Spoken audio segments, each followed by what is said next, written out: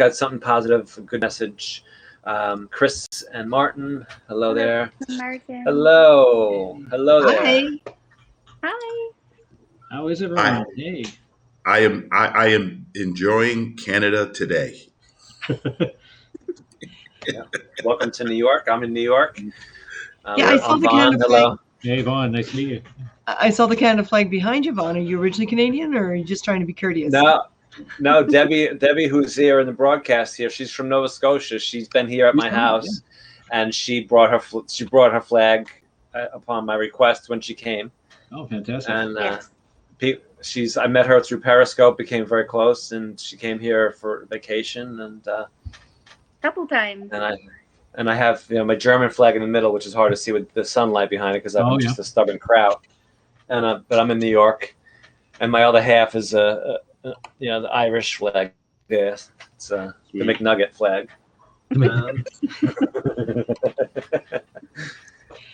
Well, Martin's, you guys are from Toronto. Yeah, Martin's parents are German. They moved to Canada shortly after the war. They moved to Canada in 1958. So with two very young daughters. I wasn't even in the picture at the time. So I was born about 9 years later. And I'm English, Irish, Scottish, Parisian, French, Canadian, Native Indian.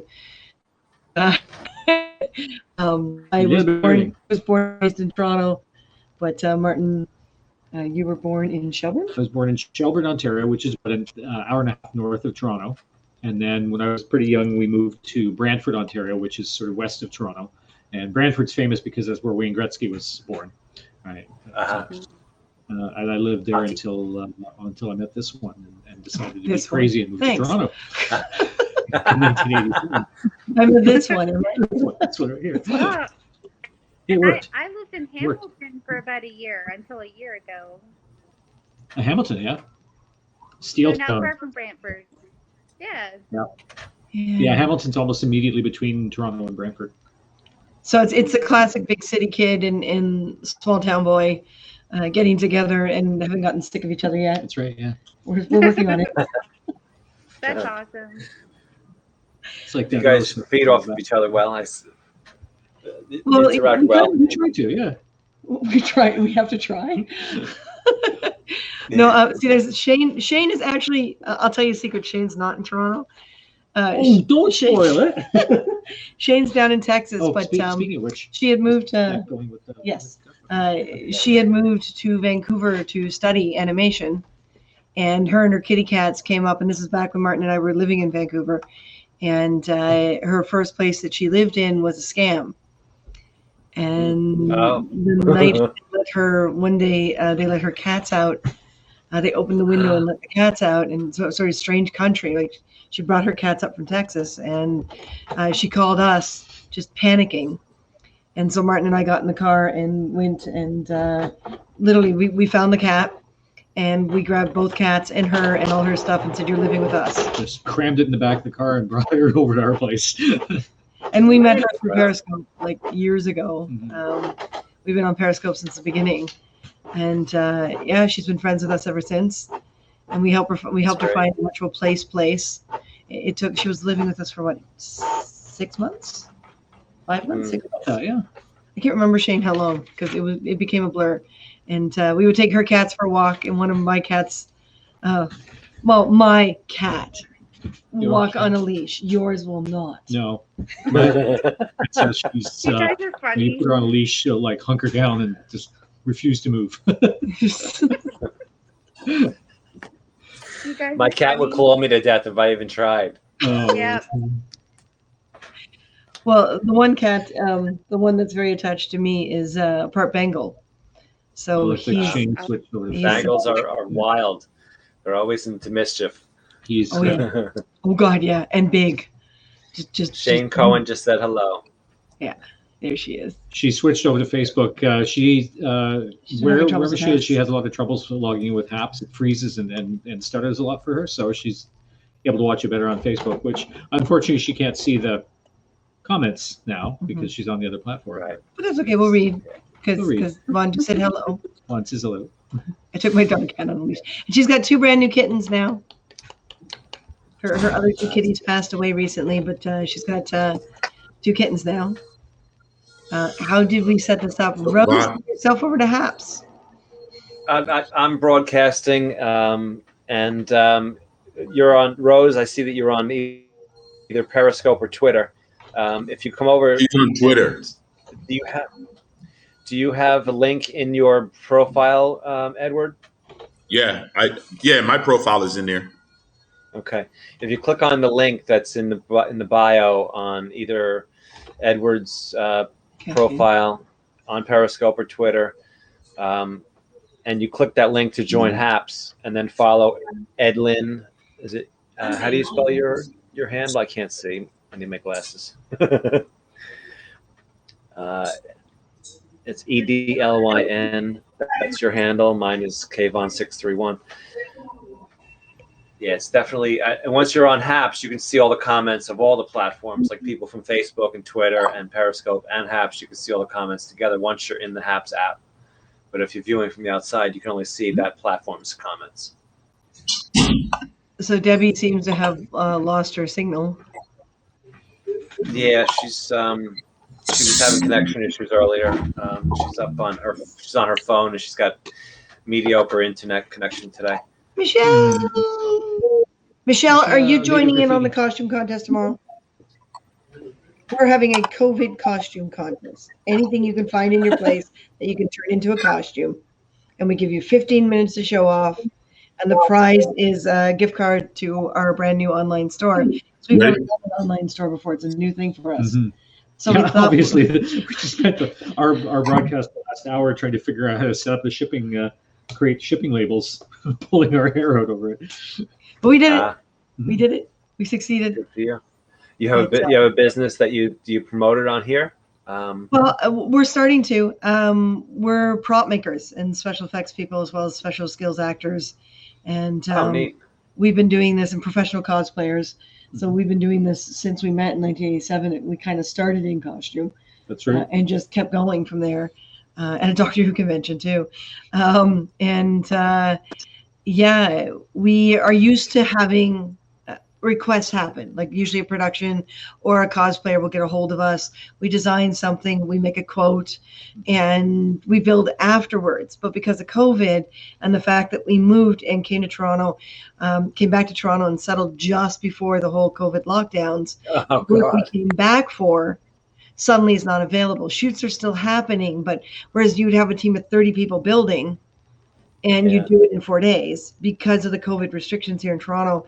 They can only have a team of like 5 people building, and they take 2 weeks, type thing.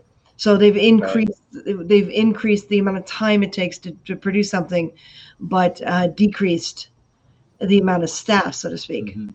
So you can't decrease the cast, so you can only decrease the other people. And so we went from having work guaranteed to no.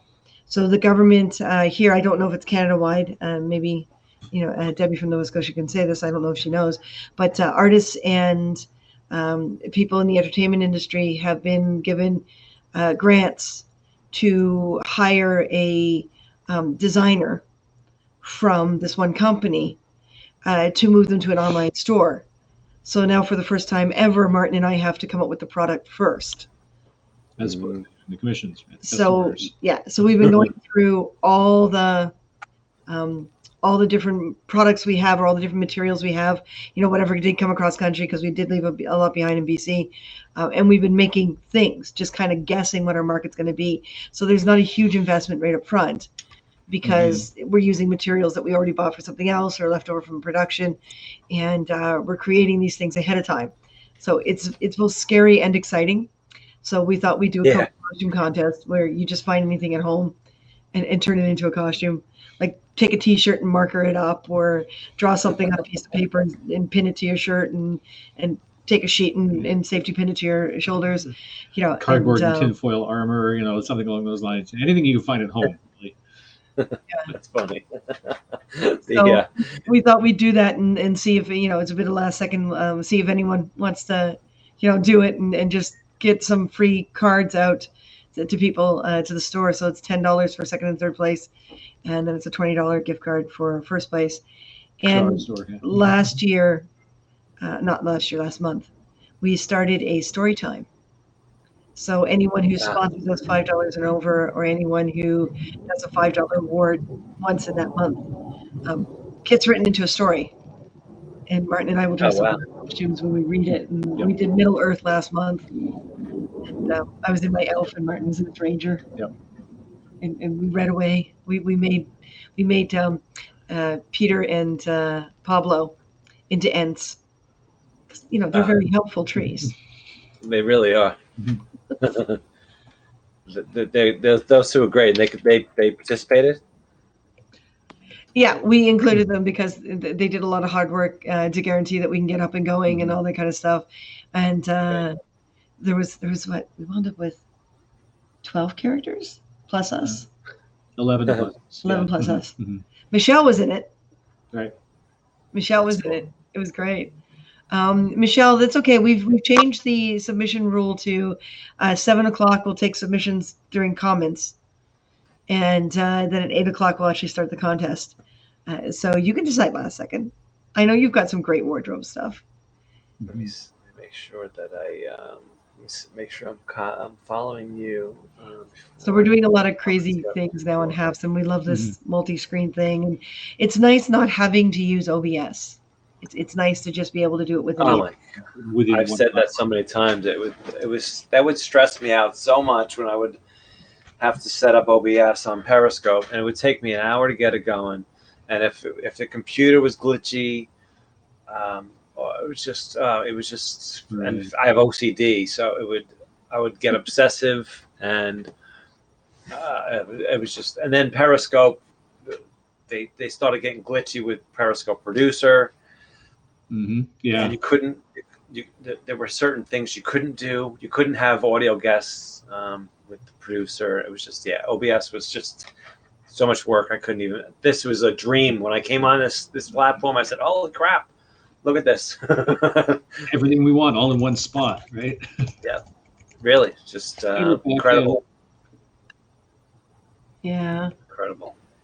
It's definitely an easier. Like, I mean, I can throw the intro video up now and the extra video, and being able to bring multi-screen. I remember with OBS, I was doing long distance interviews by opening up a FaceTime window.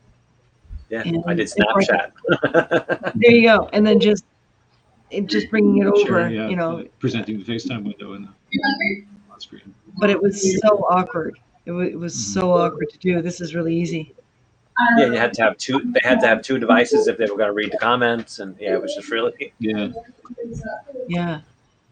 And the great thing is we have multiple devices going, or we have multiple camera angles, right? We got a webcam on us, or we've got another camera on the cutter, like a mobile phone or something as a camera on our laser cutter, or on the work beam. You know, it's really it's handy because it's all right there. Just connect it all, and it's almost seamless. Right. OBS gave me pounds.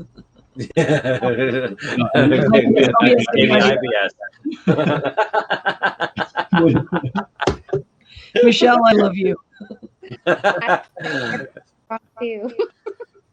Shane says I was downloading a video, wondering if that was why it slowed down my video. It could be. I've learned, like, I have a new computer, a new Mac, and the internet is pretty strong here, and I didn't realize sometimes I'm sitting here with 3 or 4 devices all connected to the internet, and I'm wondering why it's getting glitchy. And I'm thinking it's pulling all in the same area. Yeah. So I have to make sure that I turn off the internet on the devices that I don't need to use. Oh, but Shane likes your accent. What accent? I don't have a freaking accent. It's you that has the accent. That's right. And it's Shane's from Texas, but she doesn't sound like a Texan. No, she doesn't. My water, I'm gonna get in the car. Hey, I'm talking to you. Yeah.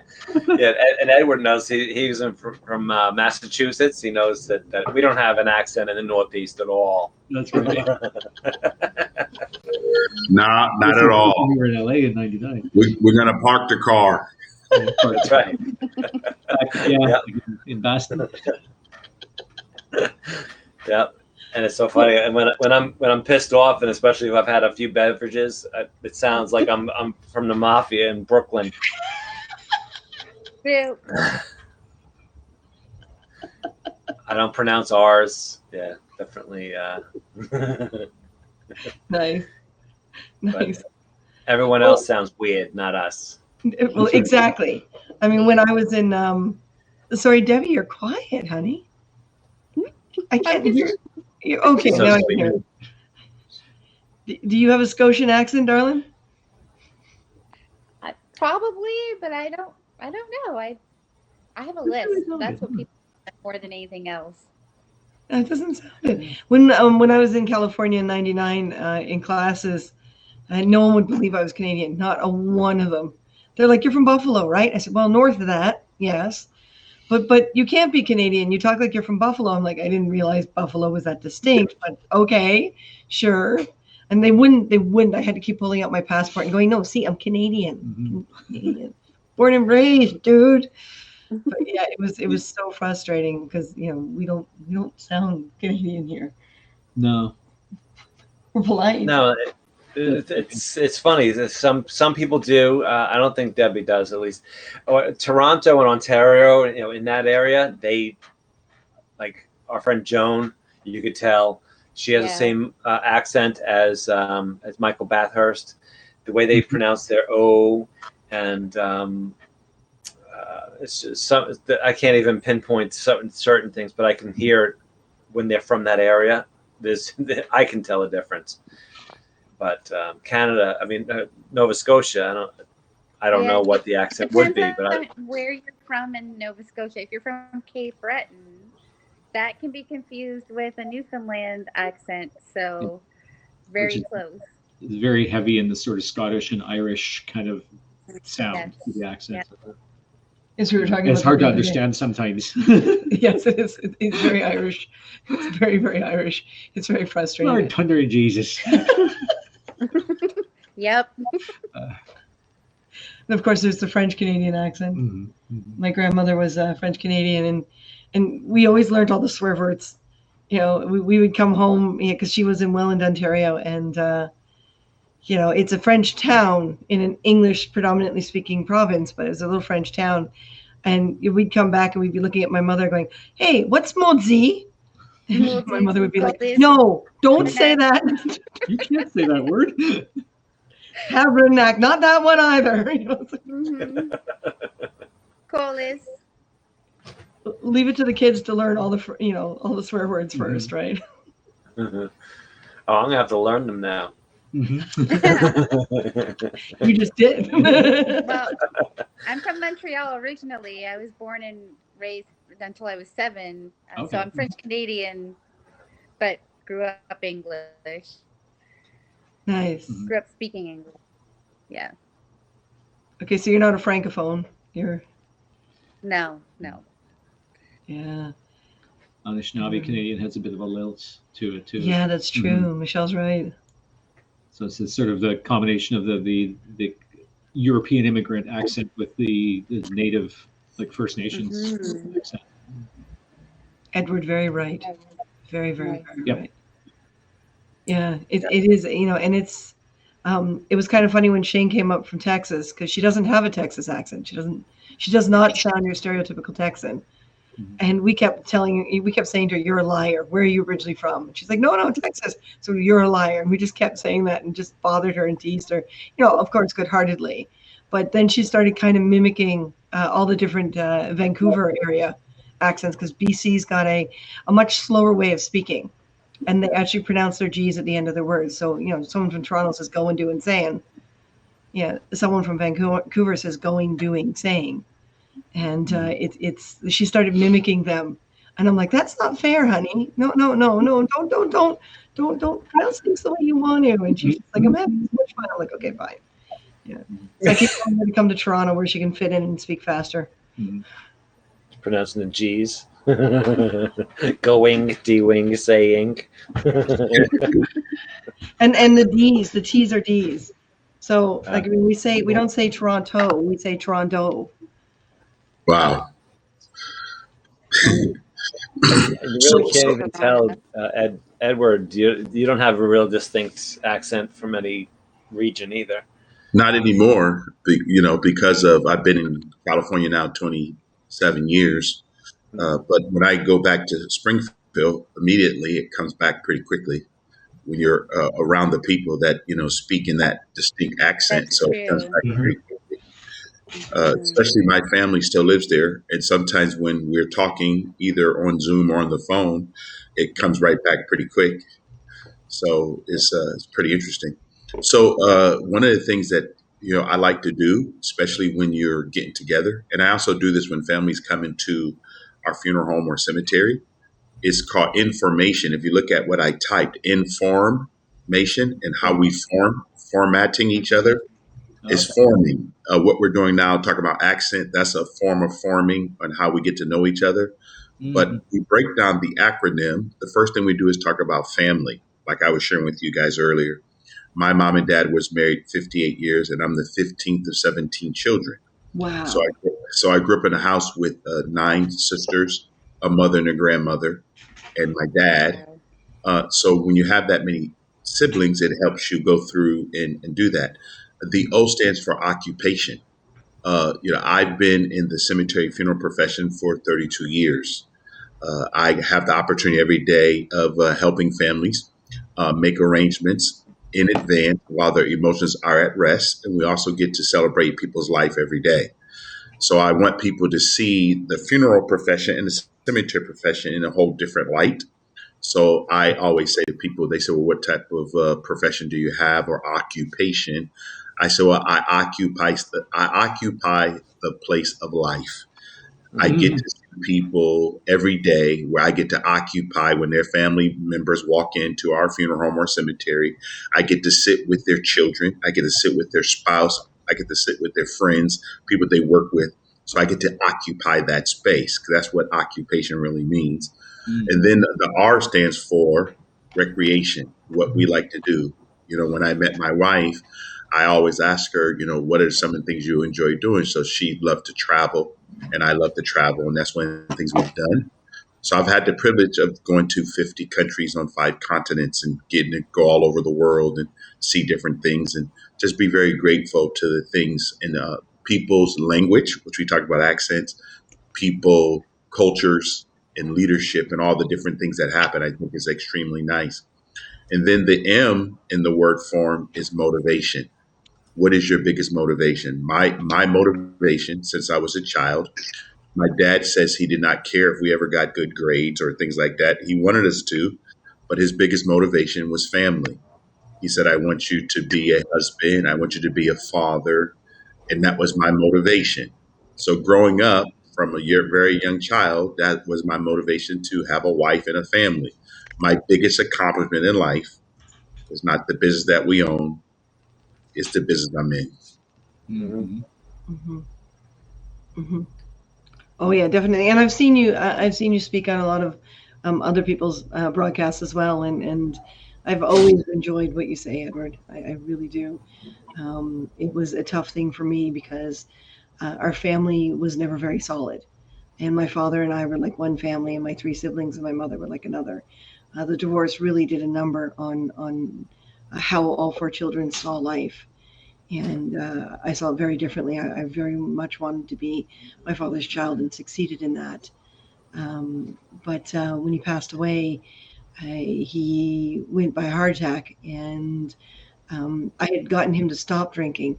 And then when I moved to BC, he started drinking. And there was no support for me. I had to come back and deal with him passing and picking up his ashes. They already cremated him before I even got back.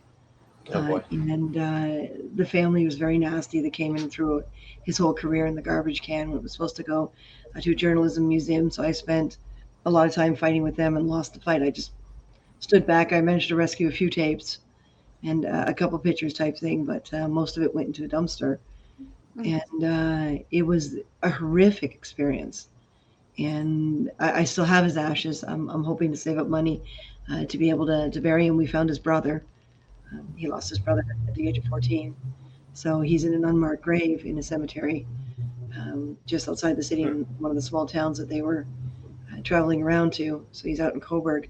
So we've gotten permission from the cemetery for a $900 fee on the condition that we do a stone to specs.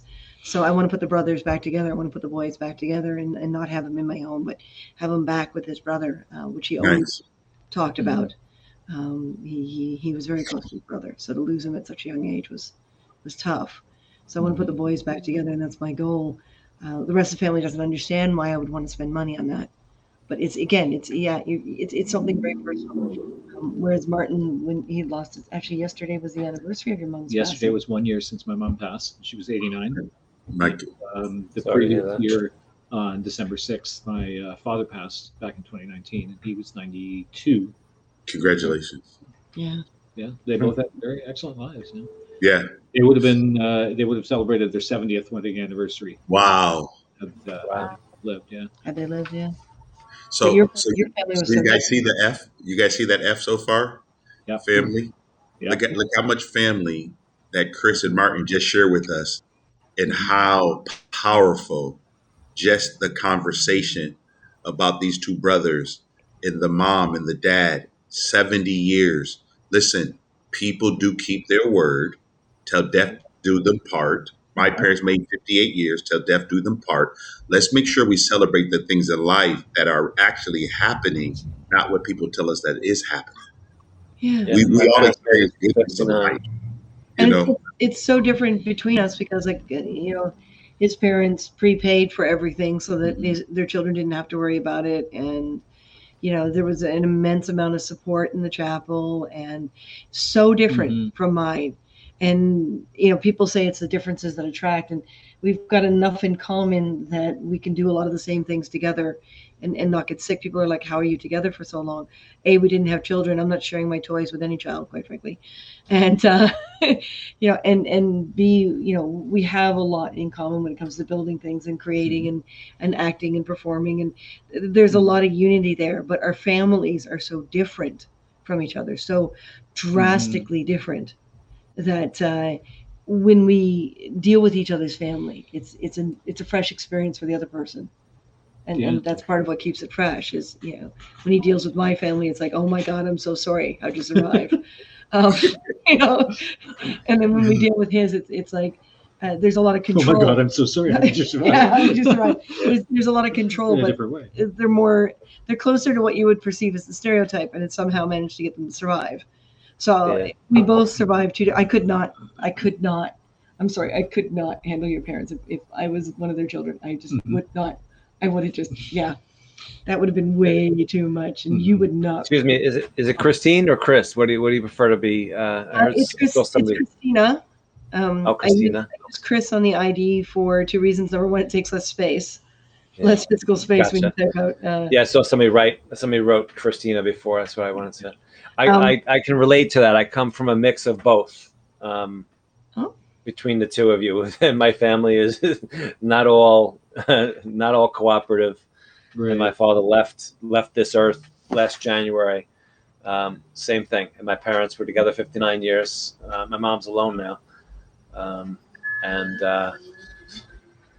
It was a little, like I said, it was a little bit of some family members were respectful and conscious of what was happening and how other people in the family felt, and some other people were less concerned, would be the nicest way to put it. And my father did not make the correct plans, and we come from a family that should have made plans, but my parents were dysfunctional together, but they stayed together. So we have a mix of both your families in my family. So my mom was pregnant with me when she got married, and I'm the second child. So my older brother was born out of wedlock, which technically makes him a bastard. Which, as a child, I had no problems reminding him of that. And then she got pregnant with me, and my father looked at her and said, "Listen, your adopting mother," because my grandmother wasn't blood, she adopted my mom, is very much Catholic. And we already have one kid out of wedlock. I don't think she's going to be happy if we have another one out of wedlock. So she was pregnant with me. She was 3 months pregnant with me when they got married. And then my younger sister came 2 years after me. And then the youngest boy came about a year and a half after my sister. And then they divorced when the youngest was only 2 years old. So that means they were together maybe 8 years, 6 years. Mm-hmm. Yeah. So they weren't together very long, but they definitely had a wild ride when they were. You know, they definitely just kept going. Mm-hmm. And the story goes that she got pregnant with the fifth child, and she wound up aborting or losing. I don't know. It depends on which parent you talk to. But that was, I think, the final thing for my father. He couldn't Right. fathom what was going on for him. So they did divorce when the youngest was 2. So it was interesting watching a 2-year-old grow up, in 2 and 3.5 between the 2 youngest ones. Like the 2 older ones, myself and my older brother handled it a lot better. Mm-hmm. I wouldn't say it was, positive, but at the same time, it created a bond between myself and my older brother, and the 2 younger ones really bonded in a very different way.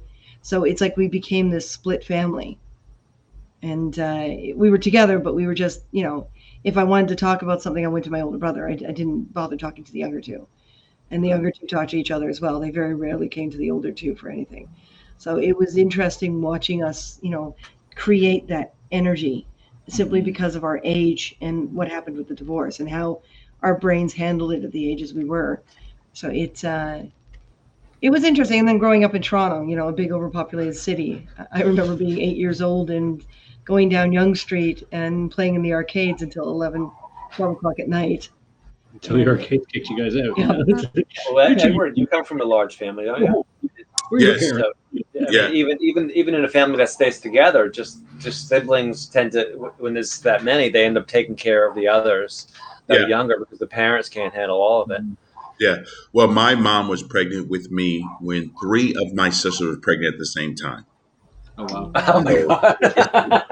I have. There's got to be that kind of an age range. Yeah. So I have nieces and nephews that are older than I. I think I was 15 or 16, and I was already a great uncle. Oh, wow. So there were things that happened that were pretty huge. But I think that, just the fact that we're talking about family, and this is one of the things I told you I'm going to be sharing on Wednesdays, every Wednesday at 10 o'clock a.m. on specific time. Just talk about family, talk about things that are important, talk about we get together, whether we all like to admit it or not. There is a common bond among us, whether there are siblings, some of us call them step siblings or whatever, or even if our parents did not know what it's like to function properly, they were still our parents. Like I share with people all the time, I did not choose my parents, but I'm glad they were my parents. I did not choose the country I was born in. I'm just glad I was born in the country I am. I did not choose that I was going to be born a male. So there are certain things that I look at as being facts that you just cannot change because those are choices that were already designed for us. So one of the things I always say, our destination or destiny is designed by God. Our determination and how we get there is designed by us. So we all have to make sure that we impact life in a different way. Am I going to be an influencer? Am I going to make the world a better place? I'm going to add value to it. Or am I going to be a person that just take? I learned something. Whenever you plant seed, it does produce a lot more than just a seed.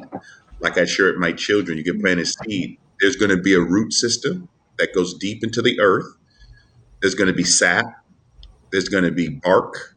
There's going to be branches. There's going to be leaves before the fruit ever appear. This is what everyone needs to, realize. And it's just simply amazing as we move forward in everything that we do. Does that make sense, everyone? Yeah, it totally does. Yeah. Well, you were at 16. You were a ring bearer at both of your sisters' weddings. Yep. Because you were a whoops. You were the last egg in her body. I was the unexpected. Yeah, I think I was actually. Yeah, my sisters are 16 and 12 years older than me, so they were practically moved out of the house by the time I was old enough to go to school. Yeah, exactly. that was interesting meeting his sisters. I'm like, they got kids and everything, and you were an uncle by the time you were 12. 12, yeah. I was an uncle at 12. Wow. So in a way, I can relate, Edward. Yeah. Yeah. So you understand, but the part I love, Chris and Martin, is that you both are talking about the family and sharing 70 years. I mean, just think about that. Some people can't stay together 70 days. 70 years. That's true. 70 years. 70 years says a lot about the number of decisions that they made, the commitments that they made, the struggles they've been through, how many things they accomplished. You know, like I tell my mom and dad who made 58 years, I am so grateful that they did what they said in their vow, till death do us part. I am very fortunate that I was with two parents that said, you know what, through everything that we go through, we're not going to bail out. We're going to stay here and make it happen.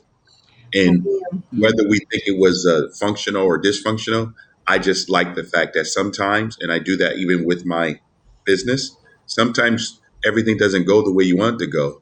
But you know what? You still got to push through it. Like her wedding. Mhm. That Yeah. definitely did not go the No. way we wanted it to go. No. No. Thank you, Colin. Thank you, Colin. Colin, always beautiful. I love Colin. He's just such Yeah, a well put. good guy. But you know, we decided that because we went to England for our honeymoon because we met at a Doctor Who convention, so it We love seemed to all make things sense. British, right? You know, it seemed to make sense to go to England, and his parents offered to pay for most of the bigger expenses, so basically a transit pass and the flight and the hotel Mhm. as a wedding gift. And they were kind of shocked when we said England. They're like, "Why not Florida or somewhere nice?" We're like, "England." Mhm. And I was on the train, and we were headed out to Leeds Castle, and I was crying my eyes out because the wedding did not go, you know, the way I needed it to go, and it was so much pressure. And Martin leans across to me and says, "Listen, why don't we do this? You stop crying. Here's the deal. You're not going to cry anymore on this trip. You're just not. This is our honeymoon. And we will renew our vows on our 10th. Mhm. And no family invited. No family, just No. friends. No, no meddling family trying to take control. We did, and it was better than the actual original wedding. Hey, Rose, welcome to Happs. I said, "Hey, You came and Rose, joined yeah, us." welcome to Happs. Nice." And we did renew our vows on our 10th, and we decided it was so much better than the original wedding. It was so much more fun that we renewed our vows again on our 20th. And this is our 30th year married, and 33 years together. Congratulations. Thank you. Congratulations. Awesome. Yes. We want to do it again. We've decided that every 10 years we're just going to have a vow renewal. So the trick is it probably won't happen in June because of the whole COVID thing. So we're probably going to aim for August, which is my birthday month, and make it a birthday gift this year. And that should hopefully everything. We're going to go outdoors. We're going to go, you know, where people can be COVID friendly and careful and safe still. And we're going to renew our vows again this year. Because why not? Awesome. 10 years. I think we'll be in good shape by then. I think we'll be. Yeah. I think we'll have this behind us, I believe. Yeah. That's true. And thank you for sharing. Thank you for sharing that you want to renew your vow. And I share this with my wife all the time. Is that it's better to share your vows than a promise. Promises are broken. Vows you keep. Yep. Absolutely. Well, Very well and put, yeah. we recognize, and this is the hardest thing people ask, you know, about being married so long. How do we do it, especially Gen Xers, because very few Gen Xers stay together, you know. And coming back a to lot Toronto. of the couples that we knew 25, 30 years ago are not together anymore. No, they're not. And we simply said that the hardest thing about staying together, especially when you're a Gen Xer, because of what we fought for and that individual ID, and everyone can be everything, which is inspirational, but once you try to live it, it's too much. You burn out. Thank you, Chris. Thank you for being honest. I've burned out a few times. I've learned the lesson over and over again. But you change. You know, experience changes you. And if the two of you can't look at each other and say, okay, what change am I willing to live with, and what change am I not able to live with? There's a difference between willing and able. You got to look at the changes. You got to reassess, and that's why we set the anniversary, you know, the 10-year mark for renewal. Because if the two of us ever do get to a point where there's just too many changes, then we won't do the renewal. We'll just continue life as friends. But the renewal basically says that we've had the discussion, we've recognized each other's changes, We haven't killed each other yet, so we're going to renew our vows. You know. Yeah. So, Congratulations. yeah, congratulations. So one of the things you said, and I think it's important for us to remember, is that how unique are each one of us? Mm-hmm. How wonderfully made are we? And why don't we celebrate each other's differences versus push them away? Like I share with my wife all the time. Why would I ever blow out her candle for who she is? You know, there's never been another person on the planet like her. 7.8 billion people on the planet. So what I like to do is celebrate her differences, celebrate how she approaches life, celebrate the fact that she's analytic and that she looks at things different than I do, versus saying, what can I do to accept you? No, I celebrate you. I celebrate everything about you. And when you do that, then you are not in competition. Because I tell my wife all the time, we are not in competition with each other. You are my completion. That's awesome, Edward. Debbie, how about your family? Are you the youngest, the oldest? Excuse me, guys. Give me 1 second. I just have there's some activity at my front door, and I got to go see what's going on. I'll be right back. So keep. Okay. It's a check, Vaughn. It's a check. Yeah, I'm I hoping nailed so. it. I hope so. Get closer. We narrow Get now. closer. We're in this We're- narrow little box now. Go ahead, Deb. Go ahead, Deb. Family. I'm the oldest in my family. So I come from, my parents were divorced, my original parents. I was raised by my mom and my stepfather. I have one biological brother who's 2 years younger and a stepsister. I was telling Edward and Vaughn earlier that my father is, he's has terminal cancer. So dealing with that right now and all the feelings that come with that and the thoughts about not having any control over any of it. It's really frustrating and dealing with a lot of anger. So meeting Edward today has been definitely a highlight, definitely something that needed to happen in my life today. So it's been a bad week. Oh, honey. It's good now. It's getting better. Debbie, a bad moment. A bad moment. Yeah. Not Yeah. not the whole week. Yeah. Right. Yeah. Okay. Yeah. Moments shouldn't define the You're overall. right, Edward. What do you I mean? need to think. My perspective is No, okay. Hold on. I'll be back. We're dropping like flies. I know. Suddenly there will be a broadcast with 3 empty windows. I'm there. Okay, hold on a second. All right. Yeah. I'm here. Let me see. There we go. Hello. Okay. We all juggle around. Sorry about that. Yeah. Yeah, it's musical windows. Here's the story of a lovely lady. Yeah, it's funny. I just found that series on IMDb. They have the entire series. I started watching it from the beginning. Do you know what you need to watch? Did you ever watch the Carol Burnett show when it was on? Yeah. I found that on one of them. Hulu. Oh my gosh. I love watching those old. I remember watching it as a kid, like, when it was live, and I and the jokes are so different as an adult now. But, definitely. And as much as it was God. scripted, there were just so many priceless ad lib. Yeah, and you can see them trying not to laugh. Tim Conway and Harvey Korman. All the time. Debbie, if I can interrupt you, tilt your camera up because we're looking at your chin. Oopsie, we don't want to see that. No, it's pretty good chin. Even more. That's what happens when you're on the landscape Even mode. more. You see your whole face, and then it goes back to portrait. Yeah, and she's on a phone, so she's using portrait. Yeah. Mm-hmm. Well, if you look at that little safe zone. If you look at you already started that way. You can't do. Oh wait, let you. Yeah. Hey, read it doesn't turn with it like Periscope. No, I don't think it worked. Debbie, do that again. Is she still in the little preview? Yeah, hang on. Do that again. Turn it sideways and hold it. Hold it. There, it does work now. They fixed it. They must they fixed it. Pablo and Peter. Yay! I can read the comments. Oh, good. It rotates and puts them over to the side, right? Yeah. Yes. Great. Good. So right now we're on I our have- computer, so we're using Broadcast Studio. I hate to go, but I have to get the dogs out for a pee. Oh, and okay, then huh? start important. supper. That's very important. Yeah, definitely follow each other. Debbie's a dear friend of mine. Anybody else? Definitely. Really good to see you, honey. It's been a long time. I miss you. I know. I love you. I miss you Love you so too. much. You and Joe. I miss you guys.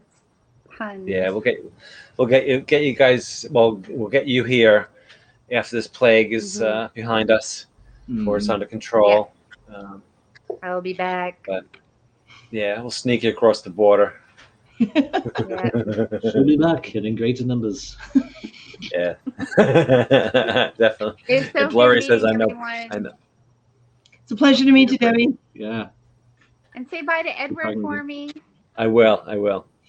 Actually, if you write it in the comments, he'll see it even after you leave. Okay.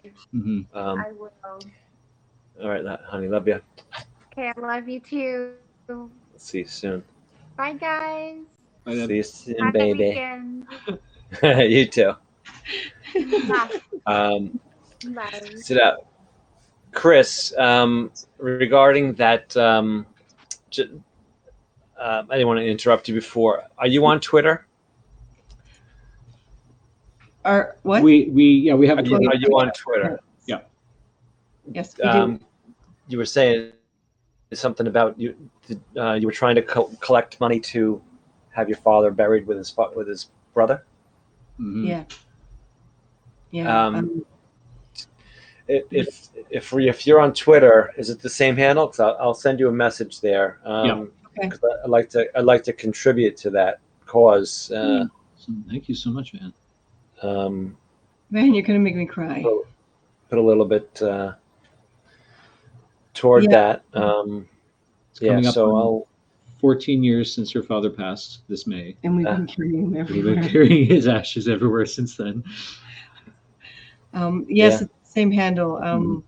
It's the same handle on all accounts. Our Twitter, our Facebook, our Happs, our Instagram, our Twitch, I barely use Twitch, but our Twitch, our Instagram, even our PayPal. What we did is we back in BC, a lot of bad things happened that got us to move back to Toronto. We kind of should have moved back 6 years ago, but chose to stay. I'm one of these very stubborn souls that it tends to be very out to prove things, and that you can overcome anything. And of course, sometimes I don't stop to think about what is impossible. And we had a co-producer that took us for $279,000, and slandered left, right, and center, slandered me, and I couldn't breathe. I couldn't do anything. The problem with Vancouver is it's such a smaller population that once someone does something like that to you, you're done. You're just done. And couldn't breathe, couldn't do anything, couldn't function, couldn't.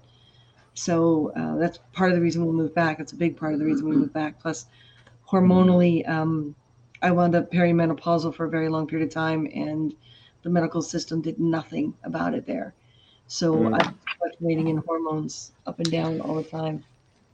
And sorry to hear that. Would somehow. But it rains and pours.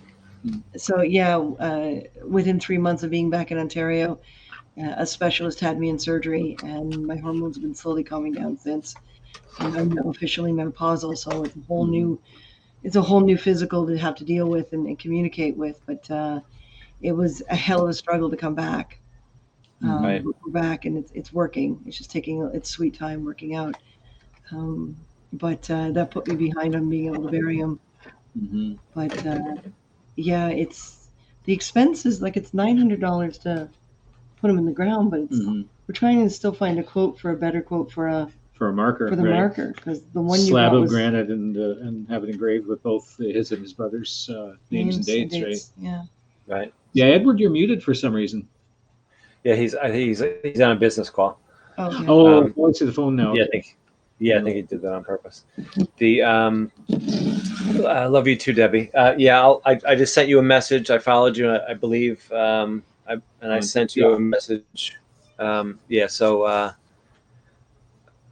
we can talk about that. Thank you so much. The Rose or Ruse, if you don't mind, give me a little bit. But yeah, it's yeah, I'd like to have you join too. Let me just, if you're not in a yeah, I'd like to have you you join, Rose. Yeah, by all means. Let me see. Do you know how to join? Let me ask you that. a brand I new think Rose just joined. Ruse. Yeah, she just joined. Yeah, Rose. Yeah, from Twitter. Yeah, well, just joined on the Happs. Yeah. yeah. Well, the good thing with having control of the studio is if you know, it's you never know what you're going to expect when it's somebody you don't know. Yeah. But You control the vertical. You control the horizontal. yeah. Well, we stopped So, on Periscope when they did the voice talk-in thing, call-in thing. Mhm. We stopped saying yes to anyone we didn't already meet through the comments, through the text. So you had to watch. We put it what 5? You had to watch 5 of our broadcasts and communicate via text first before we let you on to talk, because it just like the number of times yeah.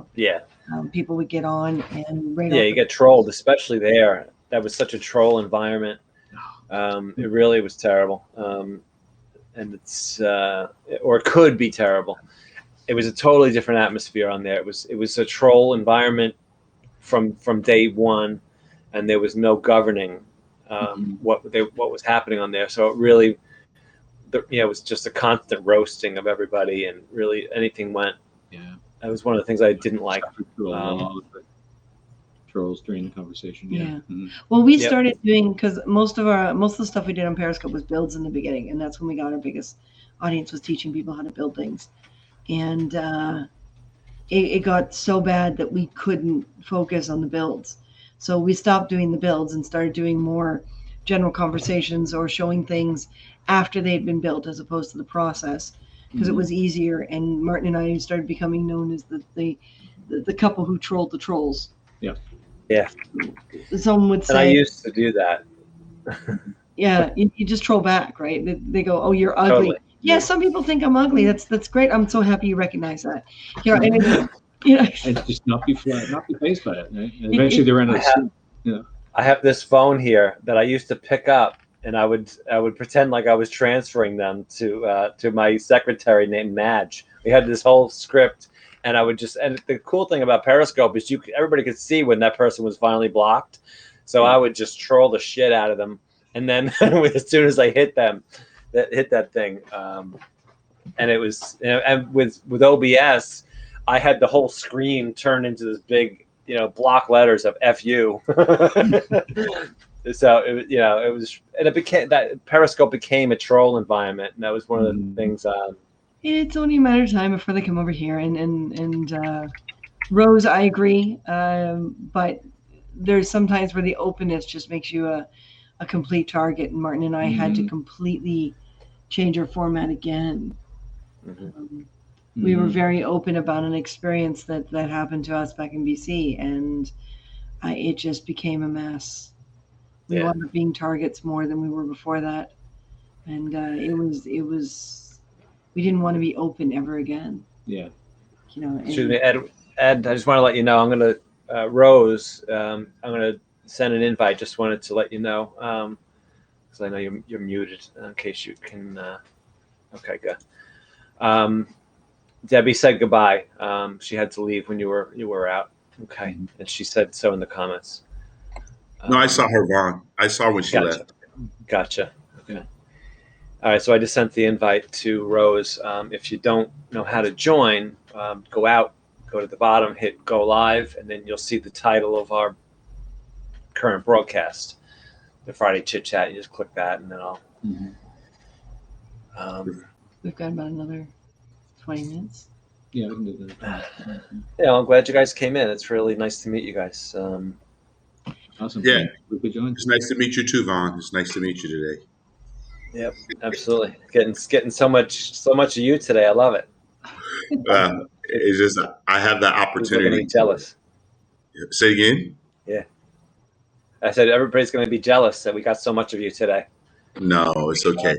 Chris and Martin, it's also nice to meet you too, and I'm very fortunate that we have the opportunity to chat, and I'm glad I got to know you guys a little bit. So very nice. Appreciate that, Edward.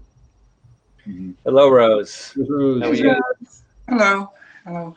Rose has got to move the camera back a little bit to get more of a face. Okay. Do that. Actually, I'm going to move into a different environment. I'm going to switch off the music. Don't worry. That's okay. Hopefully you're having a good day. Uh-oh. Uh-oh. Did I see that Rose was from Amsterdam? Is that That's right. are you in it? That's right. Uh-huh. Welcome set to New this York.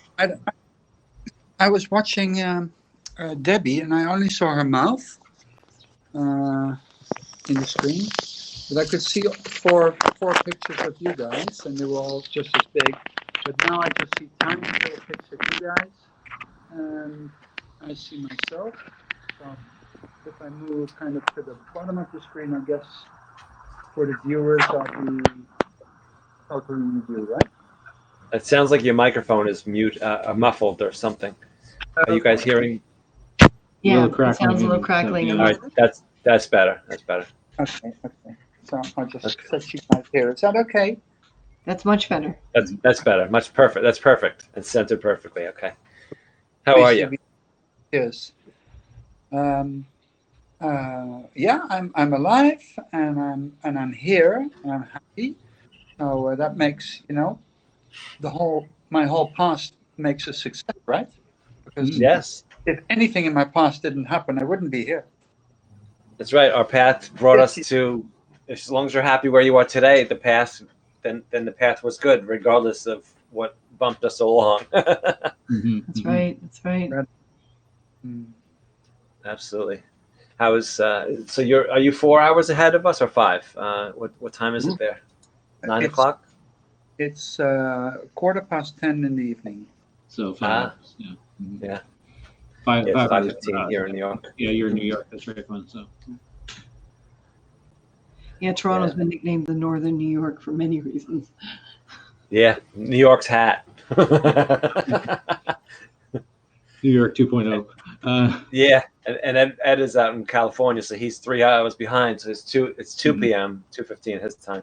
Right. Rose is in Holland. Yeah. How good do you know each other?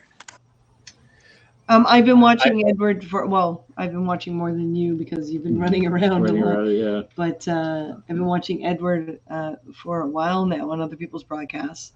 Mm-hmm. And, it's nice to actually be able to talk to him because I've been itching to, but not been able to do so. And I know I stumbled on Vaughn in another broadcast and subscribed to him back then. But this is the first chance I've gotten to actually get on and speak with him. So, I see, Rose, I've already followed you as well. I've already subscribed to you. So I'm assuming that I probably saw comments from you on another broadcast and decided that they were delightful enough or, entertaining enough that I had to follow you or subscribe to you as well. So this is the first time I've physically been in a space. But you're all been subscribed to for reasons. It's still digitally, right? Pardon me? But yeah, it's close. It's getting close. Yeah, we're on the Yeah, virtual space. The virtual space. Yeah. Rose has gone silent now. Muted. Breaking up a little. I can't hear her. Yeah. Yeah, I think the audio is cutting in and out on Rose. I'm going to reload because everyone's silent. Yes, you have to reload it. Yeah, our end, I'm going to blank out for a moment. Okay. Rose, can you talk? I just want to check out your. Now I see my own image. It's frozen too. There we go. Okay. I think Now, is there sound? No, there's still no sound. It didn't go to that. No, it shouldn't. Did it go to the earbuds? I'm getting glitchy It did, sound yeah. from Rose. What? I can hear it in the box. Why did it switch Oh. to earbuds? It's being weird. No. I can hear. I was able to hear you guys. I'm not sure if you can hear me. Yeah. Yeah, I Yeah. can hear I you. can hear you. For Our computer some keeps reason- switching between its own speakers and the wireless earbuds that we use when we broadcast. So we weren't using them, and suddenly everything went quiet. They You can suddenly hear this went little on voices the- from coming from the little box that the earbuds are. I've had that happen. I've had sometimes if I remote start my car because it's so cold here. I remote start my car. Sometimes my phone will connect to my car, and I'm in the house, and I'll get a phone call, and I'll go to answer it, and I'll get all pissed off because I can't hear the person. Meanwhile, they're talking to me in my car. Yay, the miracles of modern technology. Yeah. It makes our lives so much easier. Yeah, but Yeah, if I'm does this officially make your car your secretary? Pretty much, and I yell at it just as much. I'm kidding. But when I want the thing to connect to the car, it doesn't. When I'm in it. But yeah, the first world problems. Mhm. Yeah, really. Yeah. Vaughn, I Yeah. still see the sun. It's about 5:17, right? Yeah. Thanks to the change in the Daylight. time. It stays Same here, yeah. Sunset is now. Let's see what the time is. It gets every day is a minute later. Let me see. It tells me here. Sunset happens at 7:03 already here. Oh, okay. I love it. So And what, it's supposed to go for us, yeah. What part of New York? Long Island, Long Island. Okay. about an hour east of Manhattan. Yeah. Up by the Islip Airport. If you've ever flown through here. Yes. I've flown through Stony there a Brook. couple of times. JFK, LaGuardia, all of them. I've driven through there. Actually, I work with funeral homes in Patterson and right over the bridge. I work with the Ben Memorial Marker Company. It's a Okay. big marker company that does all upright monuments, both in New York and in New Jersey. Mhm. Very So- good. Yeah, Pine Lawn. Pine Lawn is a big cemetery up by me. Yeah. Yeah, I used to have when I was kids. My mother had friends in Long Island, so every summer we'd go down for a week, just hang out. I don't remember where they were or who they were. I just remember that they were friends of my mother's, and they had two sons, and the four of us would just play with the two boys. And I don't remember anything but that. Mhm. Yeah. That was the first It's time. a very big island. It's 110 miles long and 20 miles wide, I think, at its most distant or widest north to south, and it's surrounded by water. So Can we hear each other? I I was can- just, Yep. We so can far. now, yes, Rose. Okay, Rose, can Rose hear us? I can hear you. Can you hear me? Yeah, now now we can. Yes. Yeah, I think it was cutting in and out, but it's better. Yeah. I hooked up to the. Oh, now it's fine. Nice. It sounds There okay is to a- me now. Yeah, it was. So is there a specific reason that you, Vaughn, and you guys did not put your location because you have no location on your description? I don't because of I think we overlooked that. Oh, because of Twitter and doxing and people's because it's such a small place that I'm at. It's very easy to find me if somebody wanted to. Okay, Mhm. understand. I was just Yeah, curious. yeah.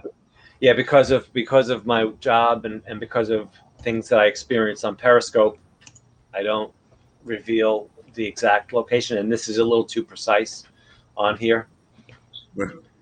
Yes. well, thankfully that's- it's not as precise as Periscope was, because Periscope actually did a dot where you were. Right. Because we actually had someone come looking for us Mhm. back when we were Physically regulars, looking for us. Yeah. but physically knocking Right. on doors on my whole block to find us. And eventually they did, and Yeah, pretending to be some kind of surveyors or something. Yeah. And they actually found us because of the Periscope location thing. I don't know why Toronto isn't showing, because it does on our profile. We put the location. We said it when we started broadcast too, right? So yeah. So I'm Yes. not sure why. Let me see if I have some of the things turned off. I wonder if it has something to do with my settings. And I also do the major city because I don't actually live in Los Angeles, but because Los Angeles is our largest city in California, But so that's what I do. I just use the major city versus the actual location. But for some reason, when I do come on Happs, it will actually pick up the location that you are. So sometimes I could be in San Diego, sometimes I could be up north, or when I travel to our different states, it automatically populate where I am. Yeah, Mhm. there's a way to alter that. I found I went out of my way to find out how to turn that off. And it was because of similar situation as Chris and Martin, and especially back on when we were on Periscope, we had a very well known on the East Coast, and people were going out of their way to try to locate us. Well, Wow. this is the nice thing about Toronto. It's an extremely overpopulated, massive city. And since we've moved to, like when we moved to BC, it was Toronto, and then it was Scarborough was a different city, and East York was a different city, and Etobicoke was a different. Like these were all different cities when we moved. We moved back, and they've amalgamated 6 of the cities together, so it's all Toronto now. So Toronto's expanded by consuming its boroughs. So Okay. you can put Toronto now on any address. So where we're moving to is technically North York. And if this was 20 years ago when we moved to BC, you could not put Toronto on an envelope and it would get to a North York address. But now because they've amalgamated it all, we can put Toronto on that address. And Nice. no one's going to know we're in North York type thing. So it makes us feel a little bit better too, because it's like we're still living in Toronto. Yes. So We didn't move to the outskirts. it's easy for us to put a location on now, but back in Vancouver, it's a much smaller, much physically smaller city. Much Can I smaller. ask you guys? Vaughn, I would say some, Vaughn, some. Yeah. No. She said why there are a lot of psychos out there, and there You would be say sometimes lots, or would you say some? that I found that there were quite a bit of them on Periscope, and because my other half and I are gay, we were targeted a lot. So there were a lot of really just people that were because Periscope was so anonymous, it was easy to be anonymous. People they did some stupid shit on there. So these 2 guys that found us by using our Periscope location, the 2 guys that found us were after our stuff, were after our props, because we were featuring, the replica guns and stuff on some of our broadcasts, and we were featuring a lot of things that we, got as gifts or things that we built that are worth thousands of dollars for production. And because of the accuracy of the location finder, that's what they were after. They were trying to figure out a way to break into our place to grab that stuff and to steal that stuff. People were just trying to act out toward me because I'm a conservative person who happens to be gay, and that's typically not allowed. But if it works, did you have any positive experiences that people came to your door? Positive experiences from being on Periscope? Positive experiences from people finding your location and knocking on your door? No.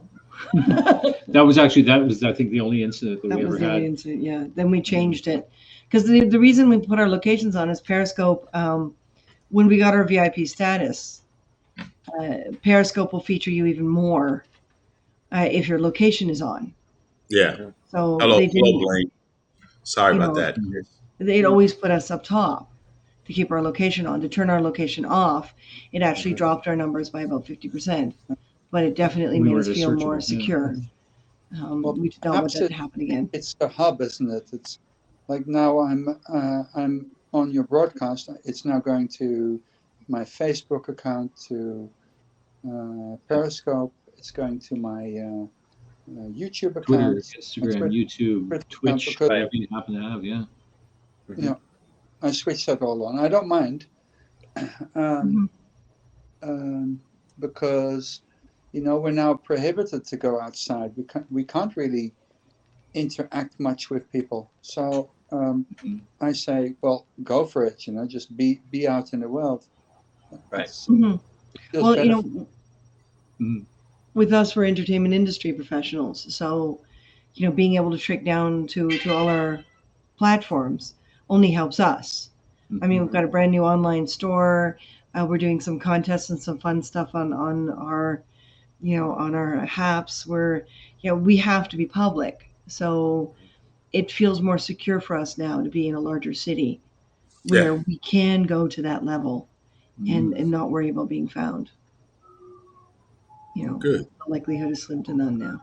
And Yeah, like, I mean, this the new is- place, we went out and we got a PO box today for our company. So we don't even have to use the physical address as a mailing location. Yeah.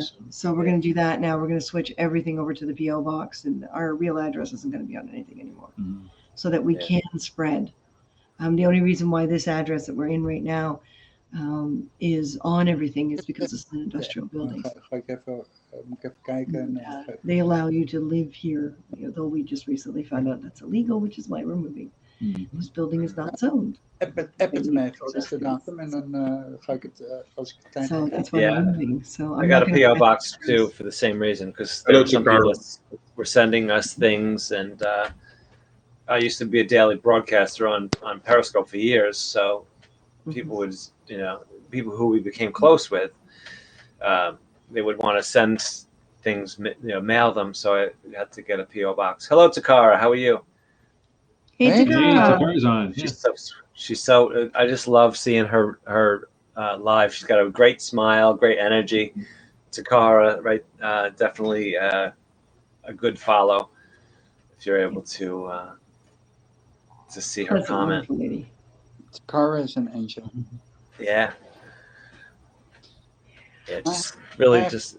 I have to change my loader box because this thing is draining more than that it is going in at the moment. So I'll be back in a moment. Okay. Well, we are getting close to 5:30, so you and I have got to get back there for 6. So that's right. Yep. It's a half-hour drive. Yeah, moving during COVID has been interesting. Like, I mean, we're gonna have to hire a mover for the armoire, because that thing's like 1500s, 1600s. It's a very old, large, heavy piece of furniture that we will not let our friends volunteer to move. So we tried that once in BC, but only once. It took 6 people to get it out of the house onto a truck. Wow. Yeah, and just I will never ever do that to my friends again. They're not insured. No. Yeah. So better to have a stranger to be able to complain to if there's a problem. Well, there's that too. Yeah. So we're meeting with different friends, and we're all doing the masks and the sanitization and stuff like that, and we're moving all the other stuff that isn't massive in vehicles. A different friend each time, unfortunately, but it's the easiest way to make sure that, or at least to decrease the chances of any COVID spreading between us, is to just, you know, be away from each other and then get together for one evening or one day and move a couple more pieces. So we've overlapped the rent on both places. People are like, well, that's expensive. I'm like, yeah, but it's safe. You know, it's much safer. Scramble to do it all in one day. So tonight we've got my niece helping out, and we're going to go pick her up. And then she's going to help us move the almost empty shelving unit behind us. And I think she also agreed to some of the other shelving units over there. Yeah. So we're moving shelves tonight with the niece. So when we move boxes, we have places to put things. Then what we're doing is we're doing a few boxes at a time. Again, we're not going to have that massive burying sensation because we already feel isolated because of the whole COVID thing. We're doing a few boxes at a time. Then we're emptying the boxes at the other end right away. Sleeping there because we're doing a lot at night. So sleeping there. So the bed was the first thing. Connection went bye-bye. Hang on a second. You're There back. it is. Yeah. Okay, perfect. So then we're emptying boxes there, and then we're bringing the empty boxes back, and then loading again for the next day, and then doing a few more things with another person. You'll And be each very person busy. agreed- yeah, Oh yeah. each person has agreed that for 2 weeks they basically will isolate themselves even more because they've been with us for a day or an evening. So by spreading it out amongst different people, we can each do that. We can take the 2 weeks where we can, isolate. Martin and I are the only ones really at the high risk here. Yeah. We cannot do this on our own. No. Moving during There's no way we COVID can do has this on our own. definitely been a challenge. And we really don't have the budget to hire a moving company to take care of all of it. No, just Not to mention the whole, nail biting. It's like, oh, yeah, I'm not. Yeah. No, what's gonna happen to our stuff? no, and one of them sneezes on our stuff, and okay. just no. One person at a time gives us control. That gives us that nice control, and we can see if we can get through this without having a breakdown. That would be good. Yeah. There are a lot of No, it'll be fish- fine. And I come from New York. There were not many cities in the country or the world that had it as dense. The COVID cases here were scary. I can't even tell you how many people we know that had it, and I lost 2 friends to it, close friends. But I've been around people who were positive, and I didn't get it. And so just really, just keep your hands clean, keep your mouth covered, and you're going to be fine. And we are coming out of this. New York is already starting to open, so you guys are going to be right behind us. So have faith, and just keep washing your hands. It's really, and keep your hands out of your face. Don't touch the mouth. But you'll be fine. But you guys have a busy night ahead of you. I'm glad. I would love to help you, but I'm glad I'm not nearby. You're in spirit. Yeah, that's all we can be right now for each other. Yeah, very much here in spirit. Rose, you were going to say something? I noticed one thing, that when I'm looking at the screen, I know that my eyes are not focused on you guys. But if I look into the blackness of this camera part of the phone, I know I'm looking at you. And when I'm physically with people, I can look them in the eyes, and that's such a soul communication. That I really miss, in this digital age. Yeah, it really is. The connection that you don't get, or we haven't been able to get in the last 12 months. It's been definitely something to get used to. But we've all gotten used to not having somebody look at us in the eye now. So we would typically be like, "Hello, are you paying attention to me?"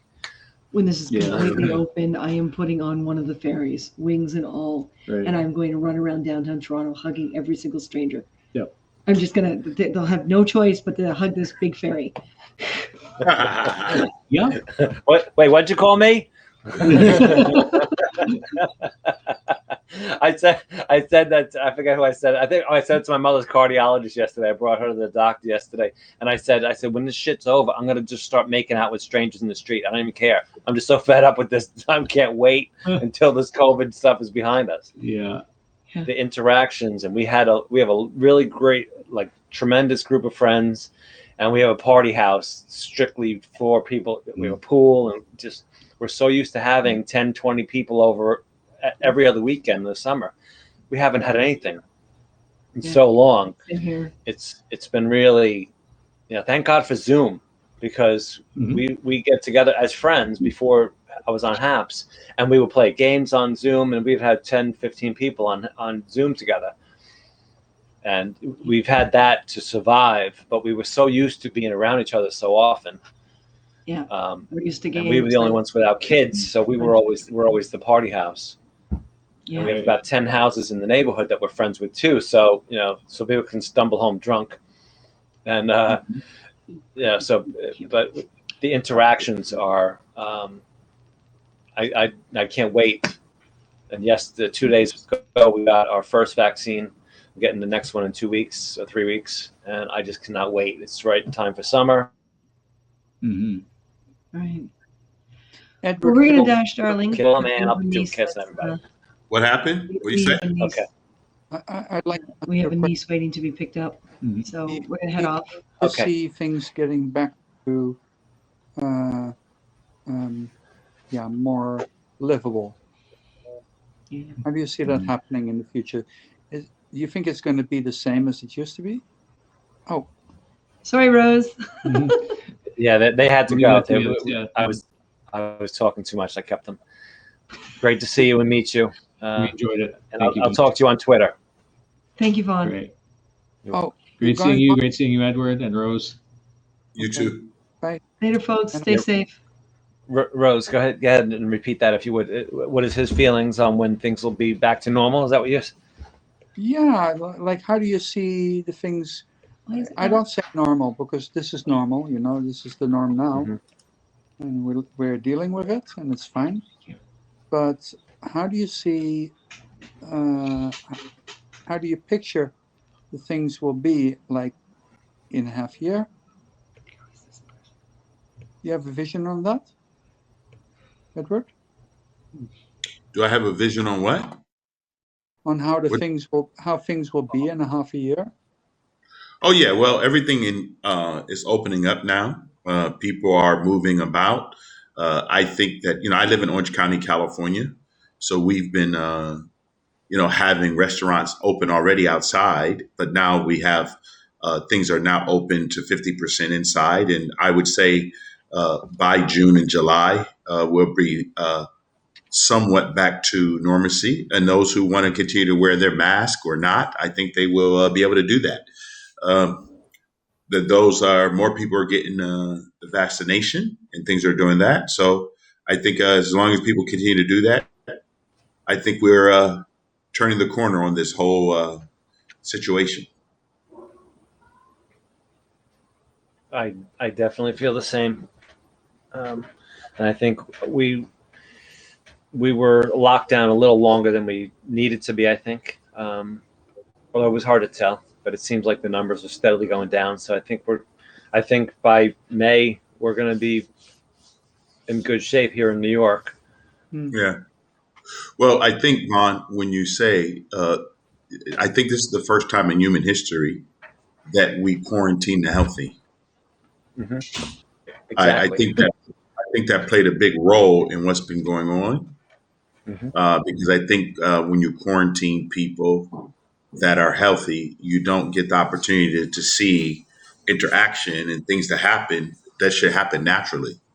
I think that our numbers all went up because we were self-contained. More people were self-contained, closer to each other.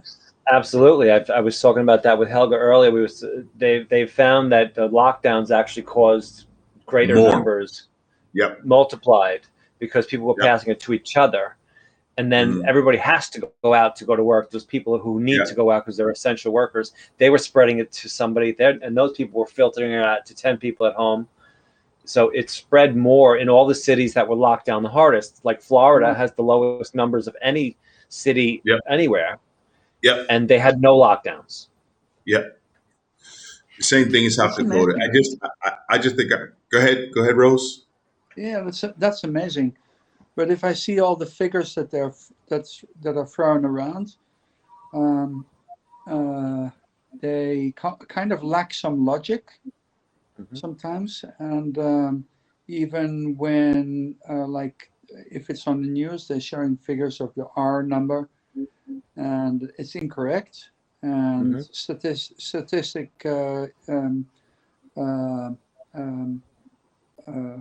people with knowledge about statistics, they kind of pointed out this to the news, and they did put on their website kind of a disclaimer that they had made a mistake. Yeah, or it's misinformation, misinformation, or they deplatform them and block their account, or the media won't even tell the story. Yeah. Well, isn't that interesting of how just in the normal course of life, we as humans, we all know that information that we're receiving is not factual. Whether someone's telling us that or not, we know as human beings that there's just things that are not so. So I'm the last responder. Okay, I've been in the death care industry for 32 years. We know that what has happened has not been normal, meaning that just because everybody says if you social distance, you wash your hands, you wear a mask. Why, if all those things were so, why would we have a bigger uptick in people receiving it than not, if that was the answer? But no one came and say to us, hey, you know what? We told you, give us 2 weeks to slow the spread. Give us a month to do this. Give us a month to do that. And then all of a sudden you say, okay, we need to lock everybody down. But yet the numbers did not go down. They went up when you locked everybody down. There is something wrong with the human experience that we just had. Mhm. Yeah, I'd say that's correct. Yeah. So, And, but anyway, I don't want to dive into any conspiracies or Yeah. yeah, it's I have my own theory about it, and it works for me. I kind of put it to rest in my own head because I've been into astronomy, not astrology, but astronomy, into geology, into geopolitics, and I've done some research of what's going on. And I kind of found out that there is quite some research being done on something that occurs every 12,500 years on our sun. And that's that it passes through a wave that's emitted from the Milky Way. And this wave, every 12,500 years, we go from the positive side into the negative side and then the other way around. And on that passing through the barrier, the sun kind of gets clogged up with a lot of dust. It kind of disappears for a couple of weeks, and then it explodes all that dust off, which is propelled into the solar system with tiny micro asteroids or micro dust particles. And these kind of hit the Earth. And they found these in the North American, in the skeletons of the North American, how do you call these big woolly elephants? Good Woolly morning. mammoths. Mike Yeah, woolly mammoth, yeah. Mammoths they're called. You know the mammoths? Woolly mammoth, yeah. Yeah. So these woolly mammoth, yeah. Mammoths, and they were frozen solid, huh? These mammoths. They've been frozen solid for 12,000 years.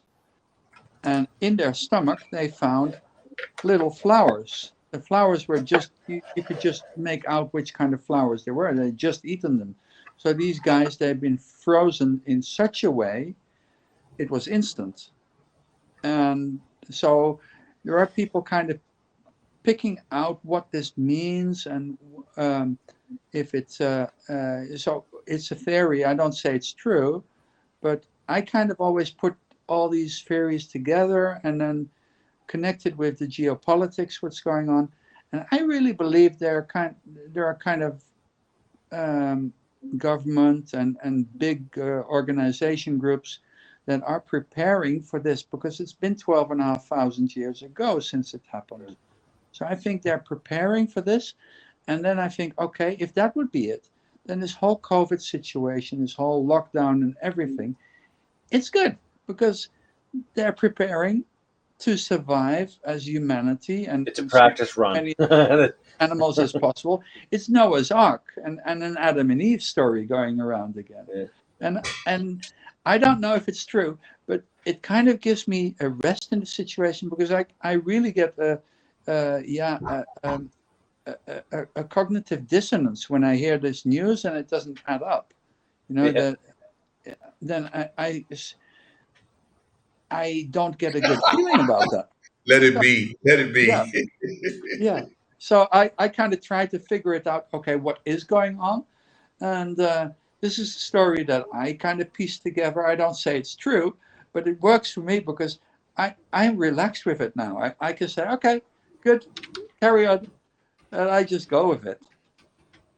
And I have no problem with it anymore. This is my understanding of life. It's all risky. It's all uphill. The most important part of it is how much of it are you going to enjoy on the journey. Exactly. I think some of us actually think that we actually control something. Like someone was telling me the other day that they believe that we're going to run out of resources on the planet, and I'm like, oh, so when did we decide that? because we think that we know more than we know, but we really don't know anything, because the largest drill that we've ever had in the world only has gone 150 miles below the earth. But that's not even anything. So when we think that we're going to run out of resources, there's resources that we haven't even tapped into yet. We don't even know that even exists. So Oh, for please. us to think, They thought Pluto was a planet for how long, and then they said, "Oh, it's not a planet." exactly, so for us to actually think that we have some infinite wisdom or infinite understanding of what's going on, I think that what we need to do is really take back and say, and just my philosophy, my understanding is once appointed to man to live, then we change this existence, we die, and then the next life supposed to be forever. I'm going to stay with that because I know I'm alive. I know one day I'm going to make this transition and leave this physical body, but I'm not going to, while I'm here, I'm not going to take the narrative that we're running out of everything, or things are not the way they're supposed to be, or Exactly. someone have decided that a disease called COVID is the definition of our lives. We've had diseases before. We've had everything that happened to man, and you know what man has done? We've recovered. We keep moving forward. That's called the human experience. So instead of us all being, and like I tell my children, don't be so depressed, because I want to deploy people to life. Be deployed to life. Just be deployed. Just remember, life is wonderful. It's supposed to be lived. It's supposed to be enjoyed. No matter what comes at you, it's how we respond to it, not how we react to it. Got to adapt. Exactly. You got to figure it out. Just like humans adapted to the earth and the changes. You got to learn and adjust. Yeah. Any action we take, any action we take, we're going to get a reflection of that back. Mm-hmm. Yes. I cut you off. Sorry, Van. That's okay. No, it's okay. There's a little delay today. It's okay. Yeah, a little delay, Vaughn. A little. Yeah. No. Usually the video is not. There's a little bit of a delay today in the sound on the video. Sometimes most often it has not been for me. Today has been especially like a 2 or 3 second delay sometimes between us in the video. Maybe Europe the is comments. Forget it. That's like a week old. Yeah. Well, I think the biggest thing for us is this, and I try to share with my children some of the things that I think are important. At one point, there was no thing called a sweater, but someone created it. And now we can keep warm because someone invented a sweater. At one point, there wasn't an umbrella, but someone decided to create an umbrella. I think when you stop and really look at all the wonderful things we have in life, then you can focus more on what is positive than what is negative. Yeah. I mean, we have shelter, we have windows that we can look out of our own homes. There's so many different things that we take for granted. Like when I wake up in the morning and I can smell the ocean, just to know that sense is very vivid. Mm-hmm. And knowing that there is a sense of smell, I don't take it for granted. Yeah. And I think that sometimes, instead of us looking at what happened in the last 13 months, how many more things were positive during the 13 months? How many more families came together? How many more people got to get reconnected to their children, get directed to their everybody? There's so many more positive things that took place that the disease will never, ever take away from us. Ever. It cannot do it. Perfect example is my other half of 21 years. We're together 21 years and haven't stabbed each other to death, but we've never been locked in the house together for 13 months. It's probably improved our relationship in the way that, like, we would have, if anybody asked us before COVID, you think you could do that? Most people would have said, "Oh God, hell no." To be trapped at home and never leave? No. It's, the thought of a snowstorm, everybody goes and gets food and bread and milk and they clean out the store. Just the panic thought of being trapped at home.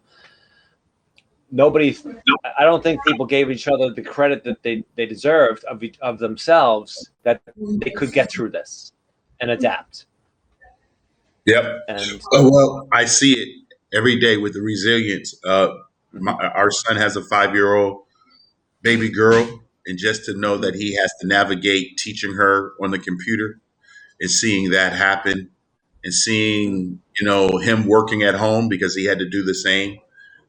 Just the transitions of things that people had to do that wouldn't have happened over the last 13 months, I think, gives him and his wife a greater sense of parenting, a greater sense of just being present. I don't think that would happen when you send your child off to school because you missed that precious time. There's so many valuable things that happen across that I don't think that we can't even measure it yet. But there's going to be a lot of good things that come out of all this that were not part of the COVID. And I say the COVID response because I don't think we responded to it correctly. I think that we had a response that was completely, I would say, non-human, because yeah, we don't want people to die alone. We don't want people to go through the situation they should never have to go through. When somebody said they haven't hugged their parent for a year, we know this is not normal. yeah, it's really not. Right after the lockdown began, I had my cousin who's my age, in her 50s. She had 2 adult children that lived in Colorado, and they came back to Pennsylvania to be locked down with their parents in Pennsylvania.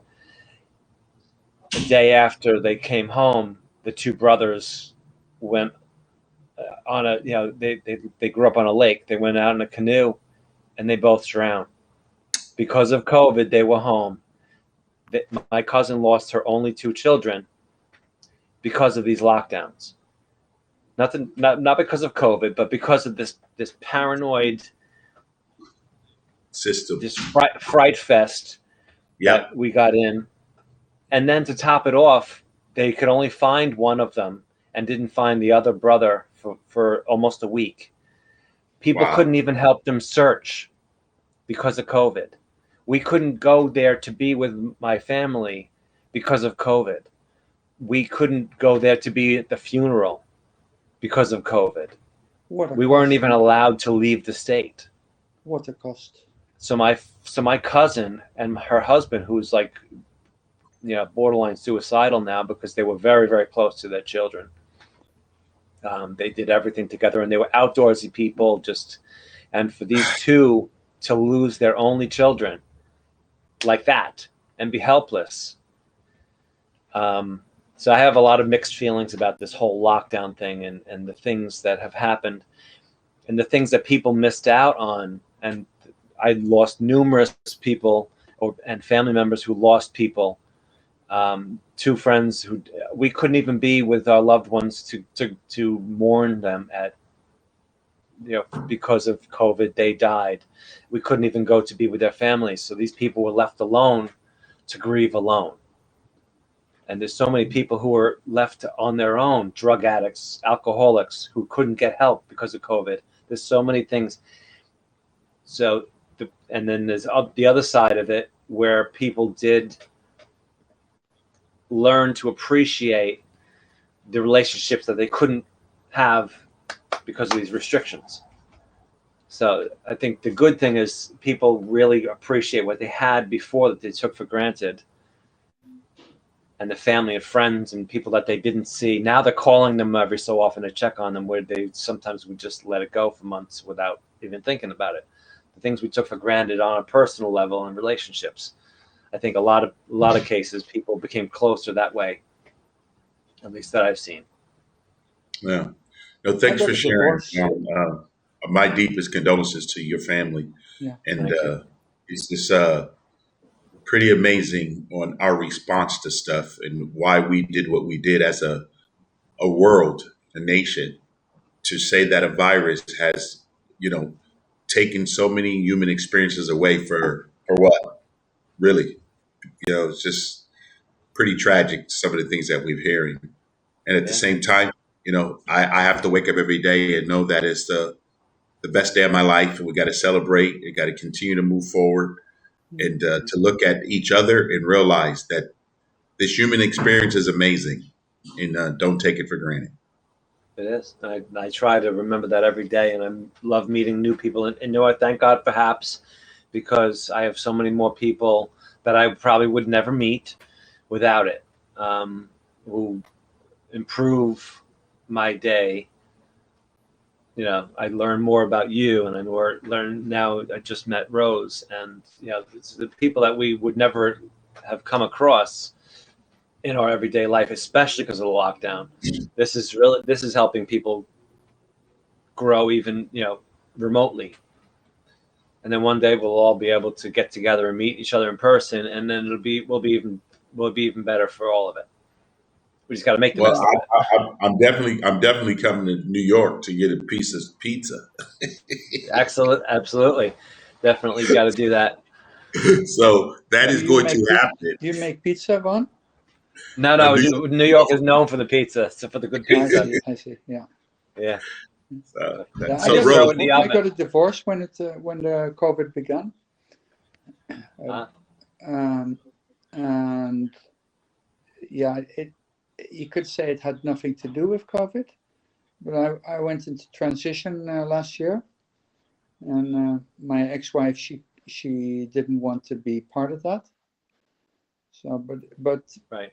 Being in the COVID situation did speed up that process enormously. Right. It kind of made it impossible to adapt to all the changes. So that's what kind of tore us apart too. Okay.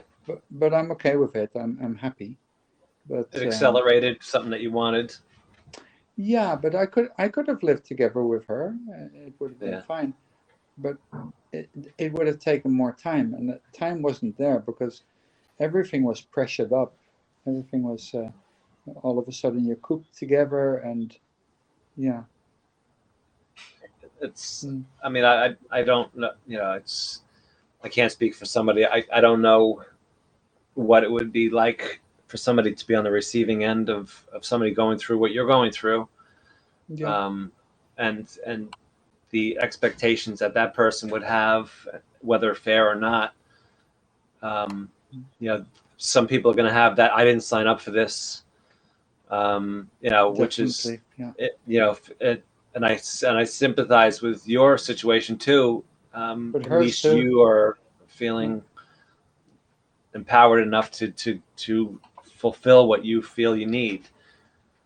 As long as you have a good relationship with her afterwards, after the. That's over. No, we can't communicate anymore. No, she's very ashamed and very. I'm sorry to hear that. She moved back to Japan. So. Okay. But it's okay because it gave me the space I need to change. That's good. I don't mind the acceleration because I waited kind of till the kids were grown up anyway to do it. Okay. And your kids are okay? Yeah, they're fine. Yeah. Okay. That's good. Functioning and happy. Yeah, and as long as they're going through it with you, it's I guess exactly. And I don't speak to her, but I hear, of course, my ex-wife is doing fine too. She's got a job. She's picking up her life again. Okay. But the COVID situation did kind of change the flow of things, definitely. Yeah, I'm intrigued by that. I don't know anybody who's ever gone through what you're going through, and I don't have any experience with it, so I don't even know what to say. But I could imagine it's not easy being in your position. There's a lot of people who would be ignorant and just. It's much easier. It is much easier than it used to be, really. Yeah, I'm sure. Because I never was myself, and I always was hiding behind a mask and trying to be a person I wasn't. Yeah. And that just never worked for me. And now I myself, things are turning out the way they should at last. Okay. So I'm happy. It's similar. I mean, I came out in the 1980s when the the human population couldn't be any more gay, anti-gay because of AIDS, and this the terrifying, like COVID is very similar. People were in the beginning, they were afraid that they could catch it, like they thought they could catch COVID. So I was ashamed. I was, and I had no support whatsoever. So I was on my own. I was 18. So I can imagine, I can relate a little bit to what you could have felt. So I'm sorry that you had to go through it. I'm happy. Otherwise, I wouldn't be here tonight, right? Yeah, you know what? As long as you're happy with yourself and you can wake up and you feel like you improved the planet today, I'm not going to judge it. Jump out of bed, take a shower, have a good, healthy breakfast, see what I can do, to enlighten other people's lives,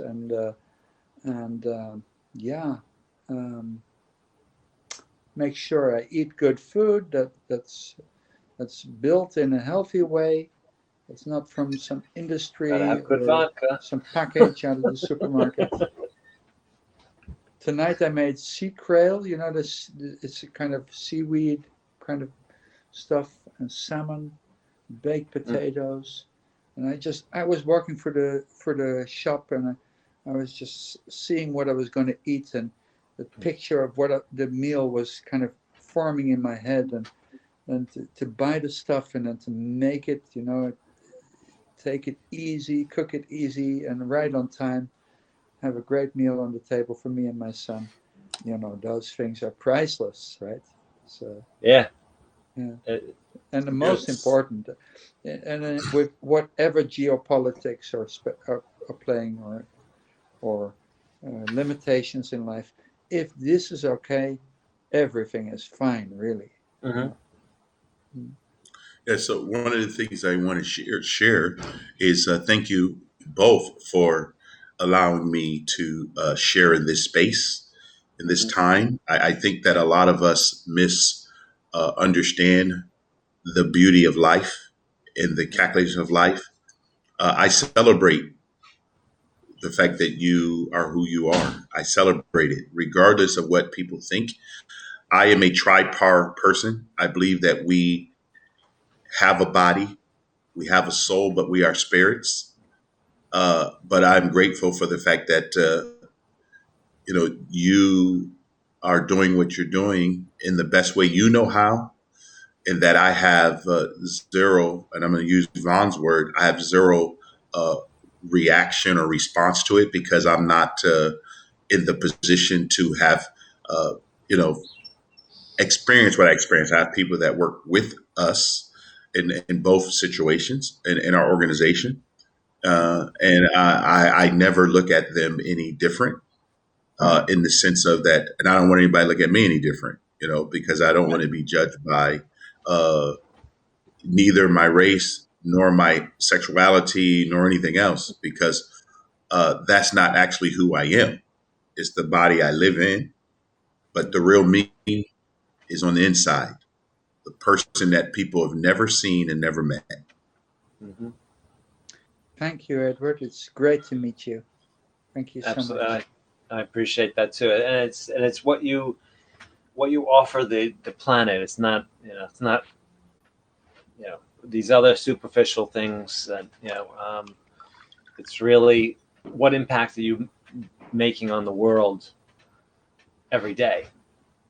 Who I'm in a relationship with has no bearing on whether I made someone else's day better, or things that I've done for my community, or for anything, or from taking care of my mother, or if I'm making a positive impact, the other stuff is just small details. Yeah. Well, clarity. I'm proud of the person that I am. Yeah. Clarity over agreement.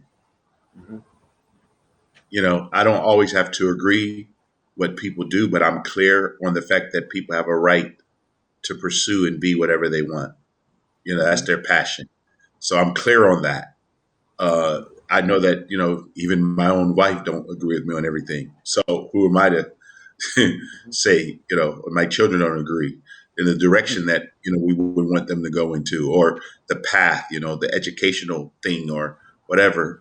But if I could do it all over, they would probably never go to college, because I think that right there was more indoctrination than I was education. just going to say that word was literally coming out of my mouth, and that's one of the benefits with COVID, I think, because a lot of these children have been getting indoctrinated in school, and the parents have lost control over their Yes, guiding their children. correct. And I'm that's why I said I'm very grateful for my son and him stepping up to the plate and doing something that I think would not happen if he didn't become him and his life become a teacher, just to add to their child's life and to give the best they can.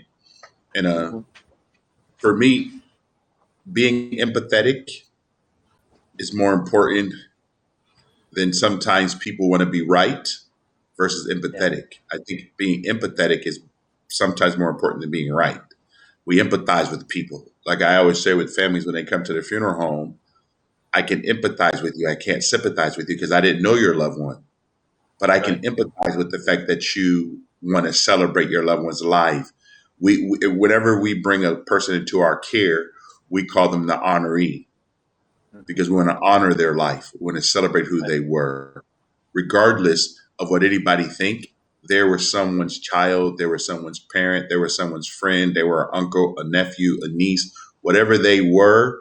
We want to celebrate that, and I will do everything I can to protect that. And that's why I say clarity over agreement. Yeah. I like that. Absolutely. And in my world, I am a conservative. I believe in a lot of traditional things based on where I come from.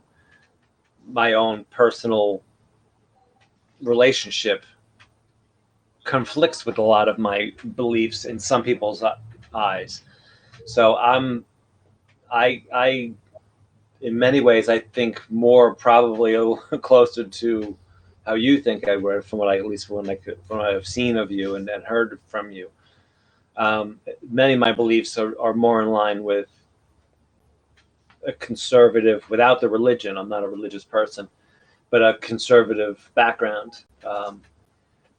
And I still, to this day, believe that, which a lot of people, it can upset people, especially on my side of the fence. It makes a lot of them angry. Hence the trying to find me from Periscope, because I was getting death threats, and some people are just totally unhinged because I believe and dare to admit that I believe something that's not allowed. So I can respect somebody who has. I've had some of the best discussions, and then also friendships with people who, on paper, we should never be friends because of either their strong religious backgrounds or just total what they thought they were against. And because I don't talk to them in anger, and we have a civil conversation, and you can only learn from somebody if you can hear them and if they're not angry. I've some of the best people in my life are extremely conservative, and they constantly say to me, "I've never met anybody like you," and I'm just so, those people would walk through fire for me today, where 10 years ago they would have never thought that they'd ever feel that way. Our society has fortunately been opened up to learning about other people and not so much, myth. So we learn what makes people tick today. So we're a lot smarter about different people than we used to be. So I'm very glad to be alive at this time in my life, at this time, in life, because we are a lot more knowledgeable. I can learn about people like Rose. It has to do something maybe with reacting to other people, opposed to responding to other people, because in a reaction we speak our judgment, and in a response we speak our true self. So if we can stay close to that, then we can find out what others we can find out about others and not have our judgments already fixed. What is, because as soon as we do that, people kind of they kind of go on a defense, I guess, and logical. Yeah. People are very defensive today. Yeah, and but reactive. my question would go to, for what? And, why am I being defensive? Versus, I cannot impose anything on anyone. I can't offend anyone because people take offense. This is my understanding. People take offense versus being offended. When I decide that, like I am also a conservative, but I don't put that on anyone else because I have a right to make a choice. 7.8 billion people on the planet. There's only one of me. I live with me 24 hours a day, 7 days a week. I have to make decisions from what the information I receive, the knowledge I have, what have I come in contact with. And that's the only thing I can do is make those decisions. And for me, I have a traditional family. I'm married, I have children, a grandbaby. But am I going to say to someone that I don't know that I'm going to impose something on them based on what they're going through? I don't know. And that's one of the reasons why traveling allows you to learn people's language, learn their leadership, learn their laws, learn that there's different political thought and different things that's going on. At the same time, the human experience, there's a lot of things that we all have to come to conclusion with. I didn't create life, therefore. Yeah. I'm sorry, Rose. I think he's on. I got a phone call. Sorry. Okay. Okay. I said I didn't create life, so I don't have to define it for people, and I don't even want to refine it for them. I don't want to define it nor refine it. I think everyone has to decide on how they define their life, and then throughout life they will refine it on their own. If I can be the best person to another person, regardless of I'm on the same page or that I agree with them or not, I'm still going to respect you for being a creation in the image of the greatest creator, in my opinion. And what you said, Vaughn, is I'm not a religious person either, but I do believe that there is a designer of life. Absolutely, I believe that. Yes. Religion has probably taken all of us back in a way that because my definition is completely different.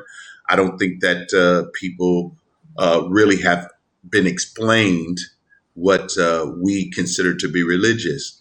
The scripture clearly says that true religion is to visit the widows and the orphans. That's true religion. Outside of visiting widows and orphans, everything else is ritual or what I could call ceremony.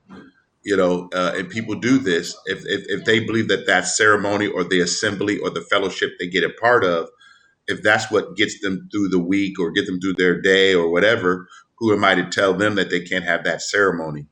But at the same time, for me, I still would say, because I do believe that life is so precious, it's so beautiful, and that there is a creator and designer, whether someone says this how you define them or not. For me, I've come to grips with all the things I've done. And for me to have Judeo Christian principles have allowed me to live the life I have. And I'm grateful for it. I believe that's very ancient. My belief is that the universe has created out of itself us. No, so we can. It's okay. You want a beer? No, I don't drink. You want a soda? No. Thank you. Nothing. Sorry.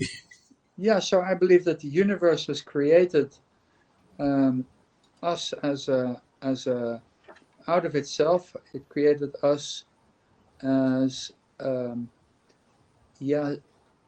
to enjoy and to be happy. And I think one of the highest forms is to be happy with compassion while we are compassionate with others, getting happiness from that is really one of the richest ways of being that I've encountered in my life.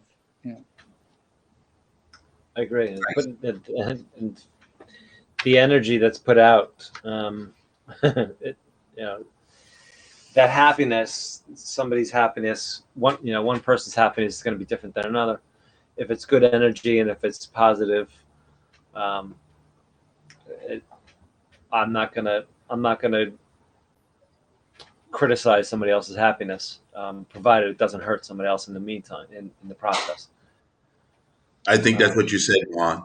I don't want my imposition or me imposing something to hurt someone else.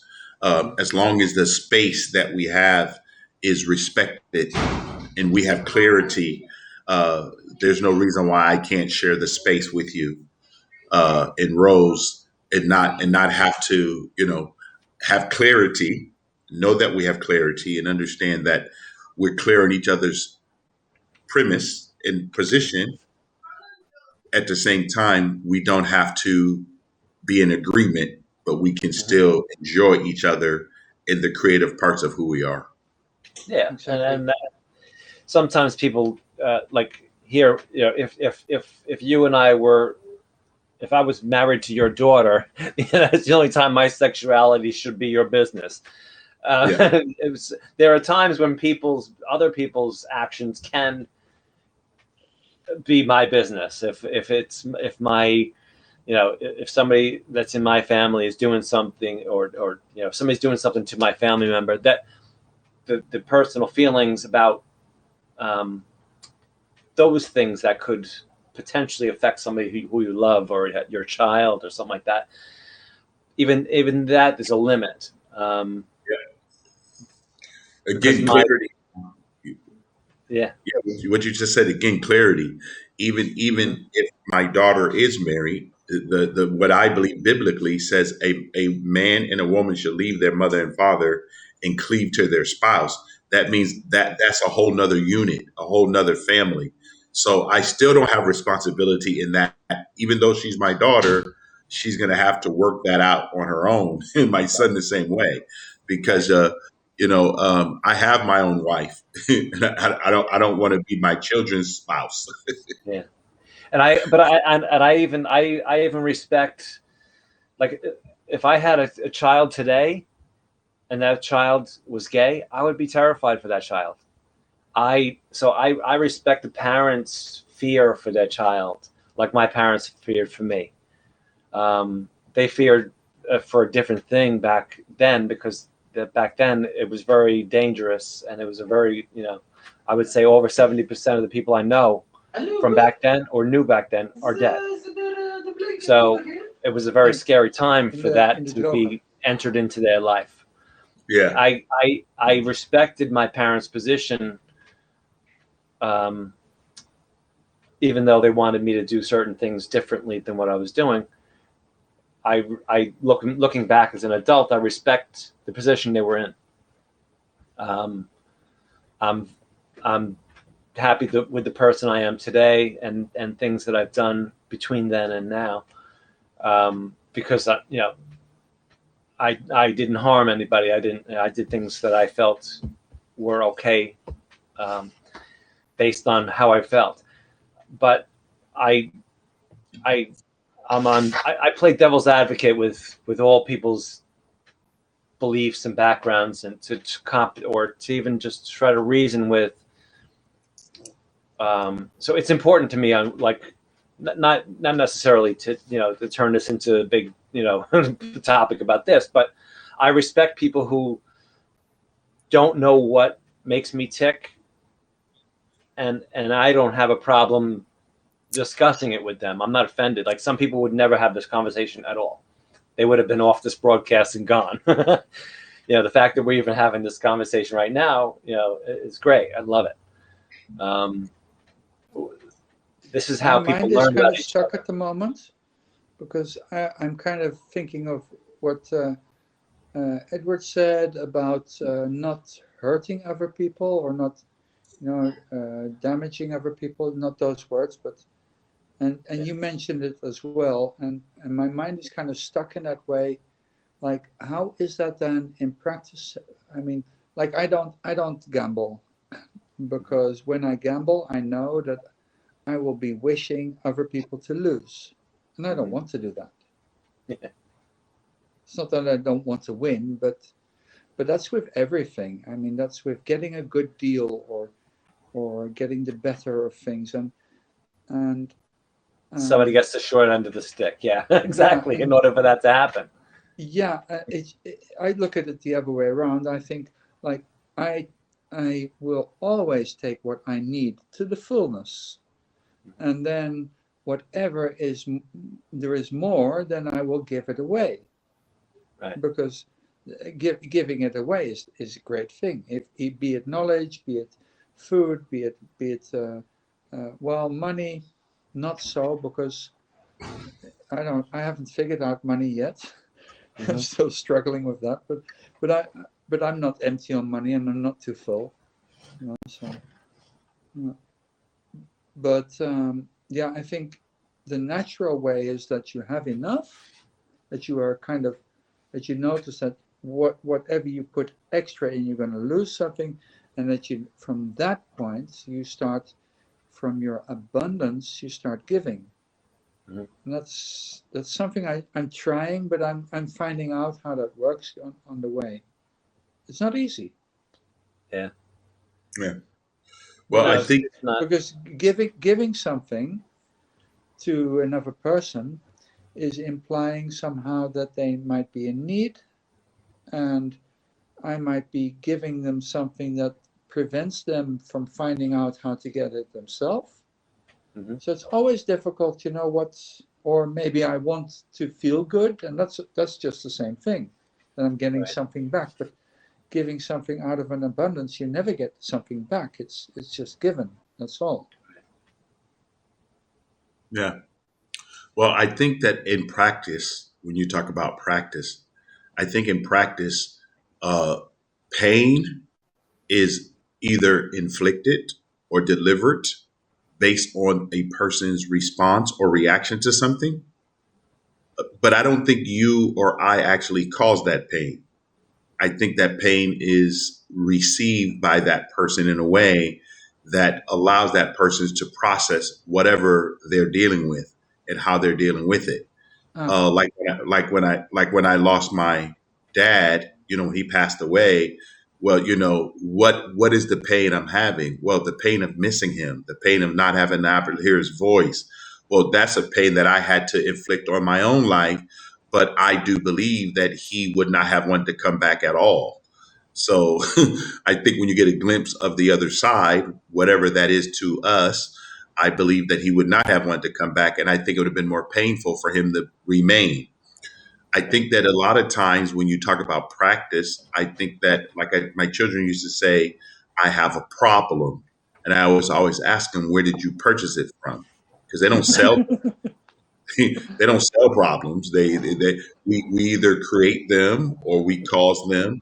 And I will never understand the human condition on why we cause ourselves injury or pain, or why is there substance abuse or addiction? Why does these things happen? That we drive ourselves so deeply into things that we don't even look at our own bells inside of us and go, hey, this is too far, or the flags in our life. That's why I think in practice, only you can determine how far you want to go with something and the pain that you want to have, or the joy or happiness you're going to choose in it. But like I say to people all the time, if my wife and I have this conversation, and I always says, if we are dependent on each other for happiness, we are going to lose. Yes. So true. Yeah. Absolutely. And we even can reject an inheritance. Yes. Pain and suffering, it can be an inheritance too.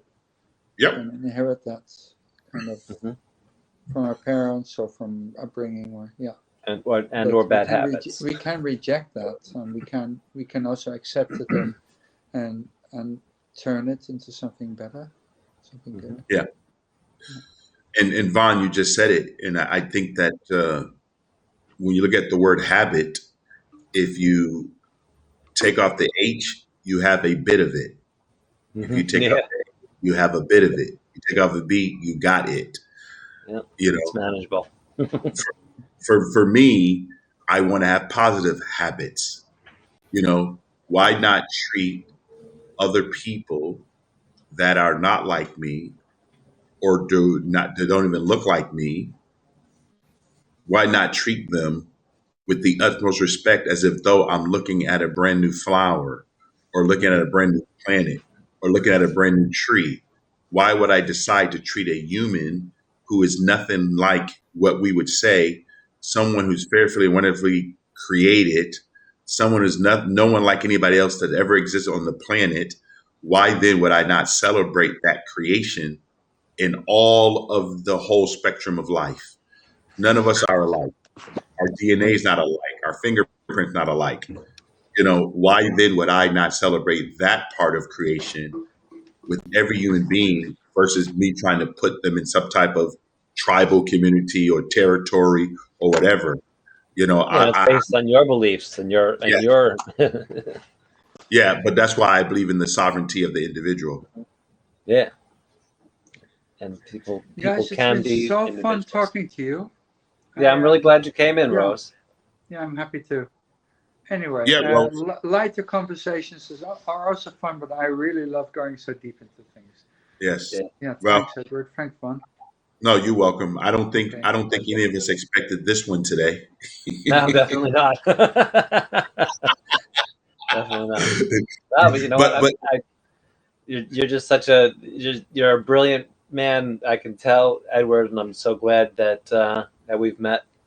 And Rose, it was really nice to meet you. It was a pleasant surprise. I really wasn't sure what to expect, and I never know what to expect when it's somebody I've never even interacted with and joining. So I'm very glad we met. Here you go. Yeah. Thank you again, and Thank you. bless you. Have a great weekend. You too. And, love you both, and take care Love of you. yourselves. Okay. What time is it there, Rose? What time is it? It's nearing midnight, so I'm Wow. going to turn in. Yeah. Have a night. I got tomorrow. I'm going to have a walk on the beach with an old lady of 84, and she doesn't know it yet, but I'm going to take her out. Yeah. Wow. Nice. Okay. Very good. Well, Bless enjoy. you. Bye now. Bless. Have a good night. You too. Bye now. Good sleep. Bye. Bye bye. Yeah. And Vaughn, thank you so much again. Like I said, I never take it lightly. To come up into anyone's broadcast. You know, it's just you never know what's going to happen. But I think that if I can share with the world just to make it a little bit better every day, I think we need to all really stop and pause and realize how precious life is. Mm-hmm. Absolutely. Amen. We got to get rid of in the least, we got to get in the rid least of all, religious. yes, we got to get rid of all this groupthink and people thinking, you know, the sovereignty of the individual. I will always respect. Like I share with my daughter, I think one of the greatest things, and like I told you, I'm not religious, but I do love the scriptures. And one of the things I tell my daughter, if you look at equality, God quoted that in the Bible when he says he created male and female in his image. So we're all created in his image. So he didn't leave you out as a female. He said male and female created he them. Right. Yeah. So for us to not think that there is equality, he gave us all dominion. He gave us all his image. And I think from my standpoint, I will celebrate that image in whatever individual there is. And I cannot define who they are. That's up to that individual. Yep. Hut Armories. Hello. I did not have religion in my life. It was because of my father. He was a Protestant. My mother was Catholic, and he rejected her church. So I was the first. I'm number 3 in line as far as out of 4 boys, and I was the first one that didn't have to go to Catholic school. So it was missing from other than my grandparents and mother and the very basic things that I learned about. But I never had to go to church. I didn't, So, but I have respect for the religion because of the structure of it, because our country was built on these religious structures which formed our laws, and what we think is right and wrong is based on Christian background, and it's, even as an adult, and I'm less ignorant now, our right and wrong is very different than someone of a different religion who their right and wrong is very different. Yeah. And it's all based on our country's beliefs based on this religion. I respect the good things that I enjoy in my life that were protected by those beliefs. Yes. They may be different than they were 100 years ago, and they're not going to, string me up and throw me off a roof like they're doing in other countries for me living the way I live. But there's a lot of really good things that are done by religious groups. So I don't reject other people and their beliefs as long as they don't try to dictate how I live in my house and who I live with. But I'm very strange that way. I have, even these things were on the textbook would say, I'm not supposed to believe in this, I'm not supposed to believe in that, I'm not supposed to vote for him, I'm supposed to vote for this. There's things that are dictated, which I'm sure you can probably relate to. There are certain things that you're, as a black man, you're supposed to believe a certain thing, and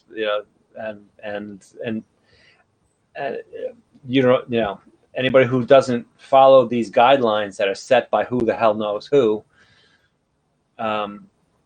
Like you just said, who sets the guideline?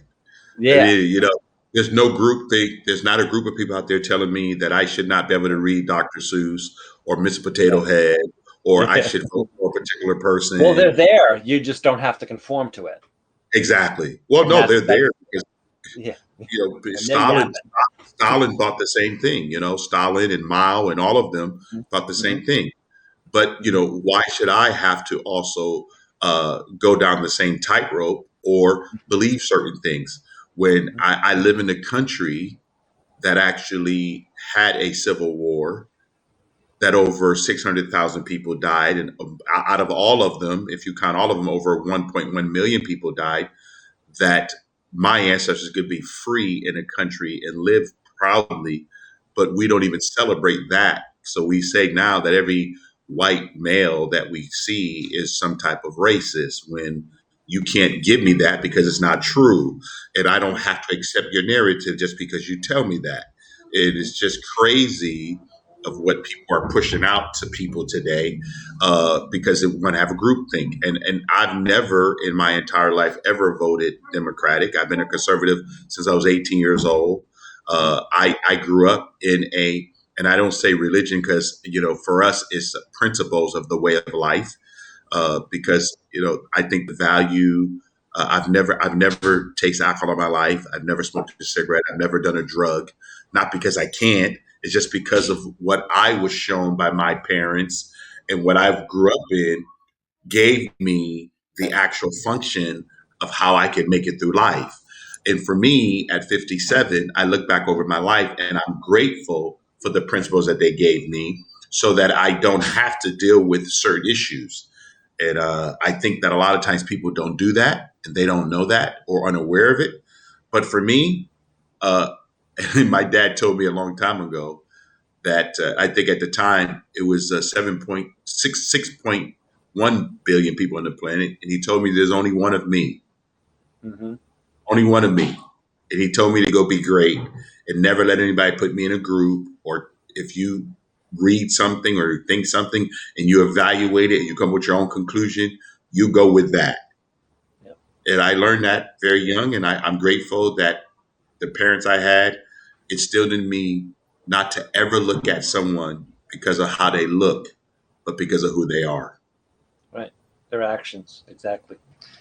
It's really it's content of your character. It's Yep. really it's really it's really I have I have the same voting record as you, which is also not supposed to be allowed in my community. Yep. It's Which I don't know what that means. Who's determining what we should be and not be? yeah, well, that's the thing. But these are, Okay. Hold on. Go ahead, Vaughn. sure. Yeah, no, I'm just saying that that's what some people expect. But yeah, it's okay. I'm just going to read the comments when I'm here. Casey, I don't know what you're saying, but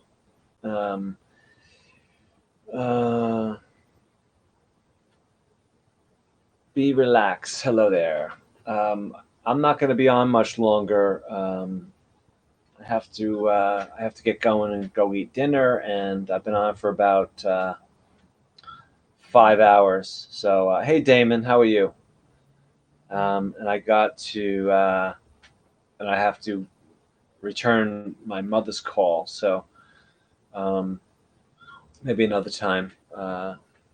Be relaxed. If you are on Happs, come over and join. Follow us here because you can't join from Periscope. You doing okay? Good. Very good. Yeah, I've been on for about 5 hours, Damon. Otherwise, I would say join. Yeah, I'm doing good. Doing good. Got the my first vaccine shot yesterday. What was the topic about, and what are your both ages? We were just talking about just the different life experiences, sexuality, and other things in religion and that kind of thing. I'm 52. I believe Ed is 57. So it's a similar generation that we grew up in. He's in California. I'm in New York. So we're definitely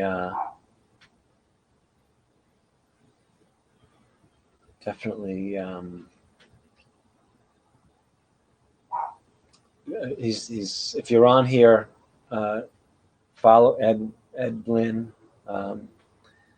It's definitely a super guy. Really, yeah, more philosophical. Yeah.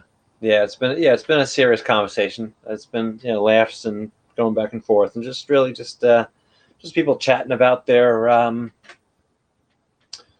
life experience. Just really getting to know each other. Nothing too nothing too terrible serious. But all good conversations. People from very different walks of life, just chatting about our the things that help us make us who we are. There's chaos with the vaccine rollout. They've been losing them or sending them to the wrong places. Oh, geez. I'm sorry to hear that.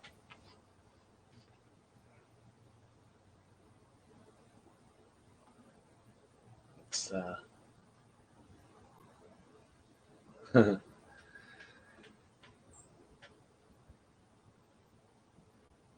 but I gotta when Ed comes back, I'm gonna have to run because my mom's been calling and texting. Yeah, I'm sorry to hear that. The rollout has been it's been botched to say the least, Damon, here also in New York. Some states are better than others here. It's not, it has not been easy to get the shot. Expect child vaccinations by early 2022. Oh, this guy Fauci needs to just shut up.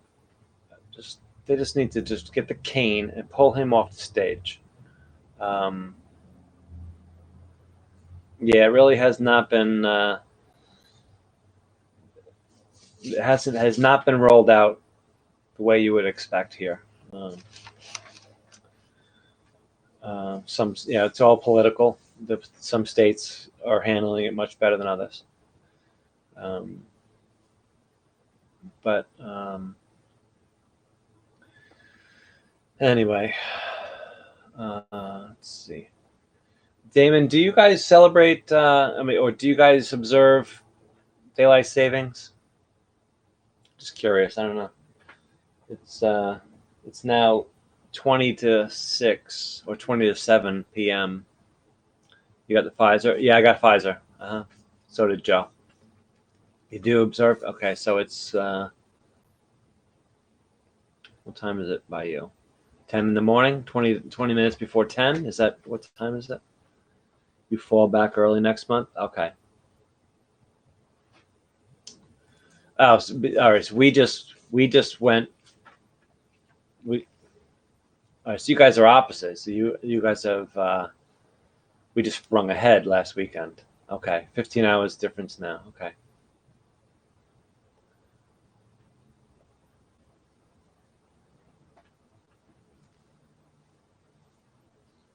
Okay. All right. So I was right. I'm used to being right. It's one of my talents.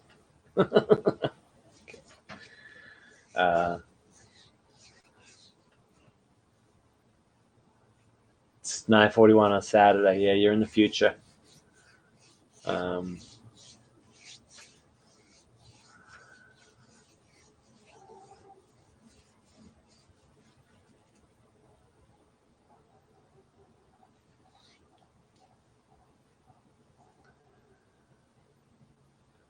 Just, anyway, the sorry, I was just reading something. Okay, I'm going to. I'm not sure. I know Ed is at work, so it's so warm again. Are you having a heat wave again? Oh boy.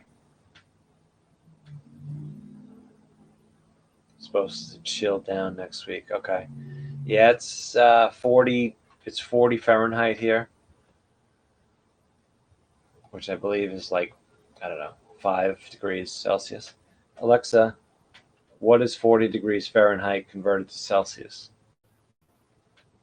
40 degrees Fahrenheit is about 4.4 degrees Celsius.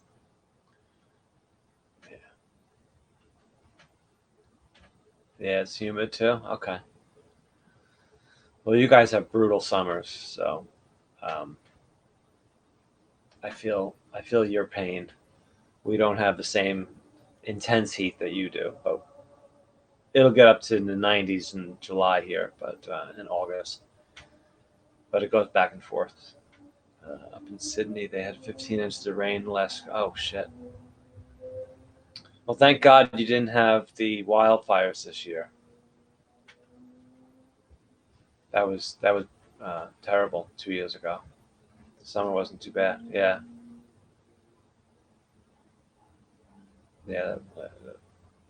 All those poor people in your country and the animals, billions of animals that were lost in those fires. It was 2 years ago, right? Yeah. Yep. Yeah. Yeah.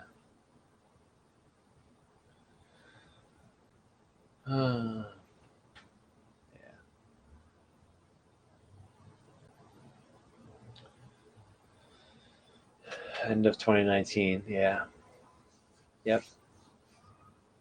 Yeah, that was scary. Scary to watch. Bronx Viking is live.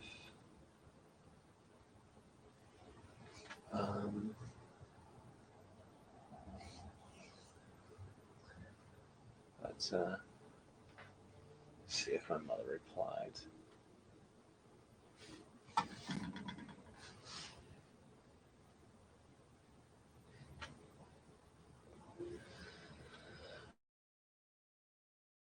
Okay, let me see. I'm gonna have to send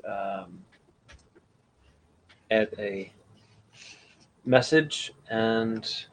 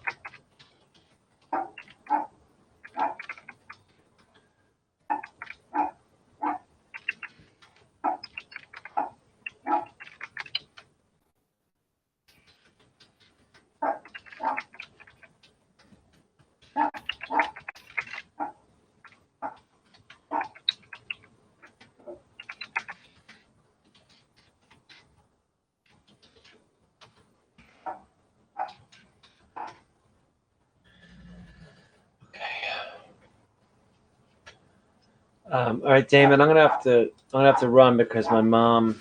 I gotta see why she keeps calling. My mom.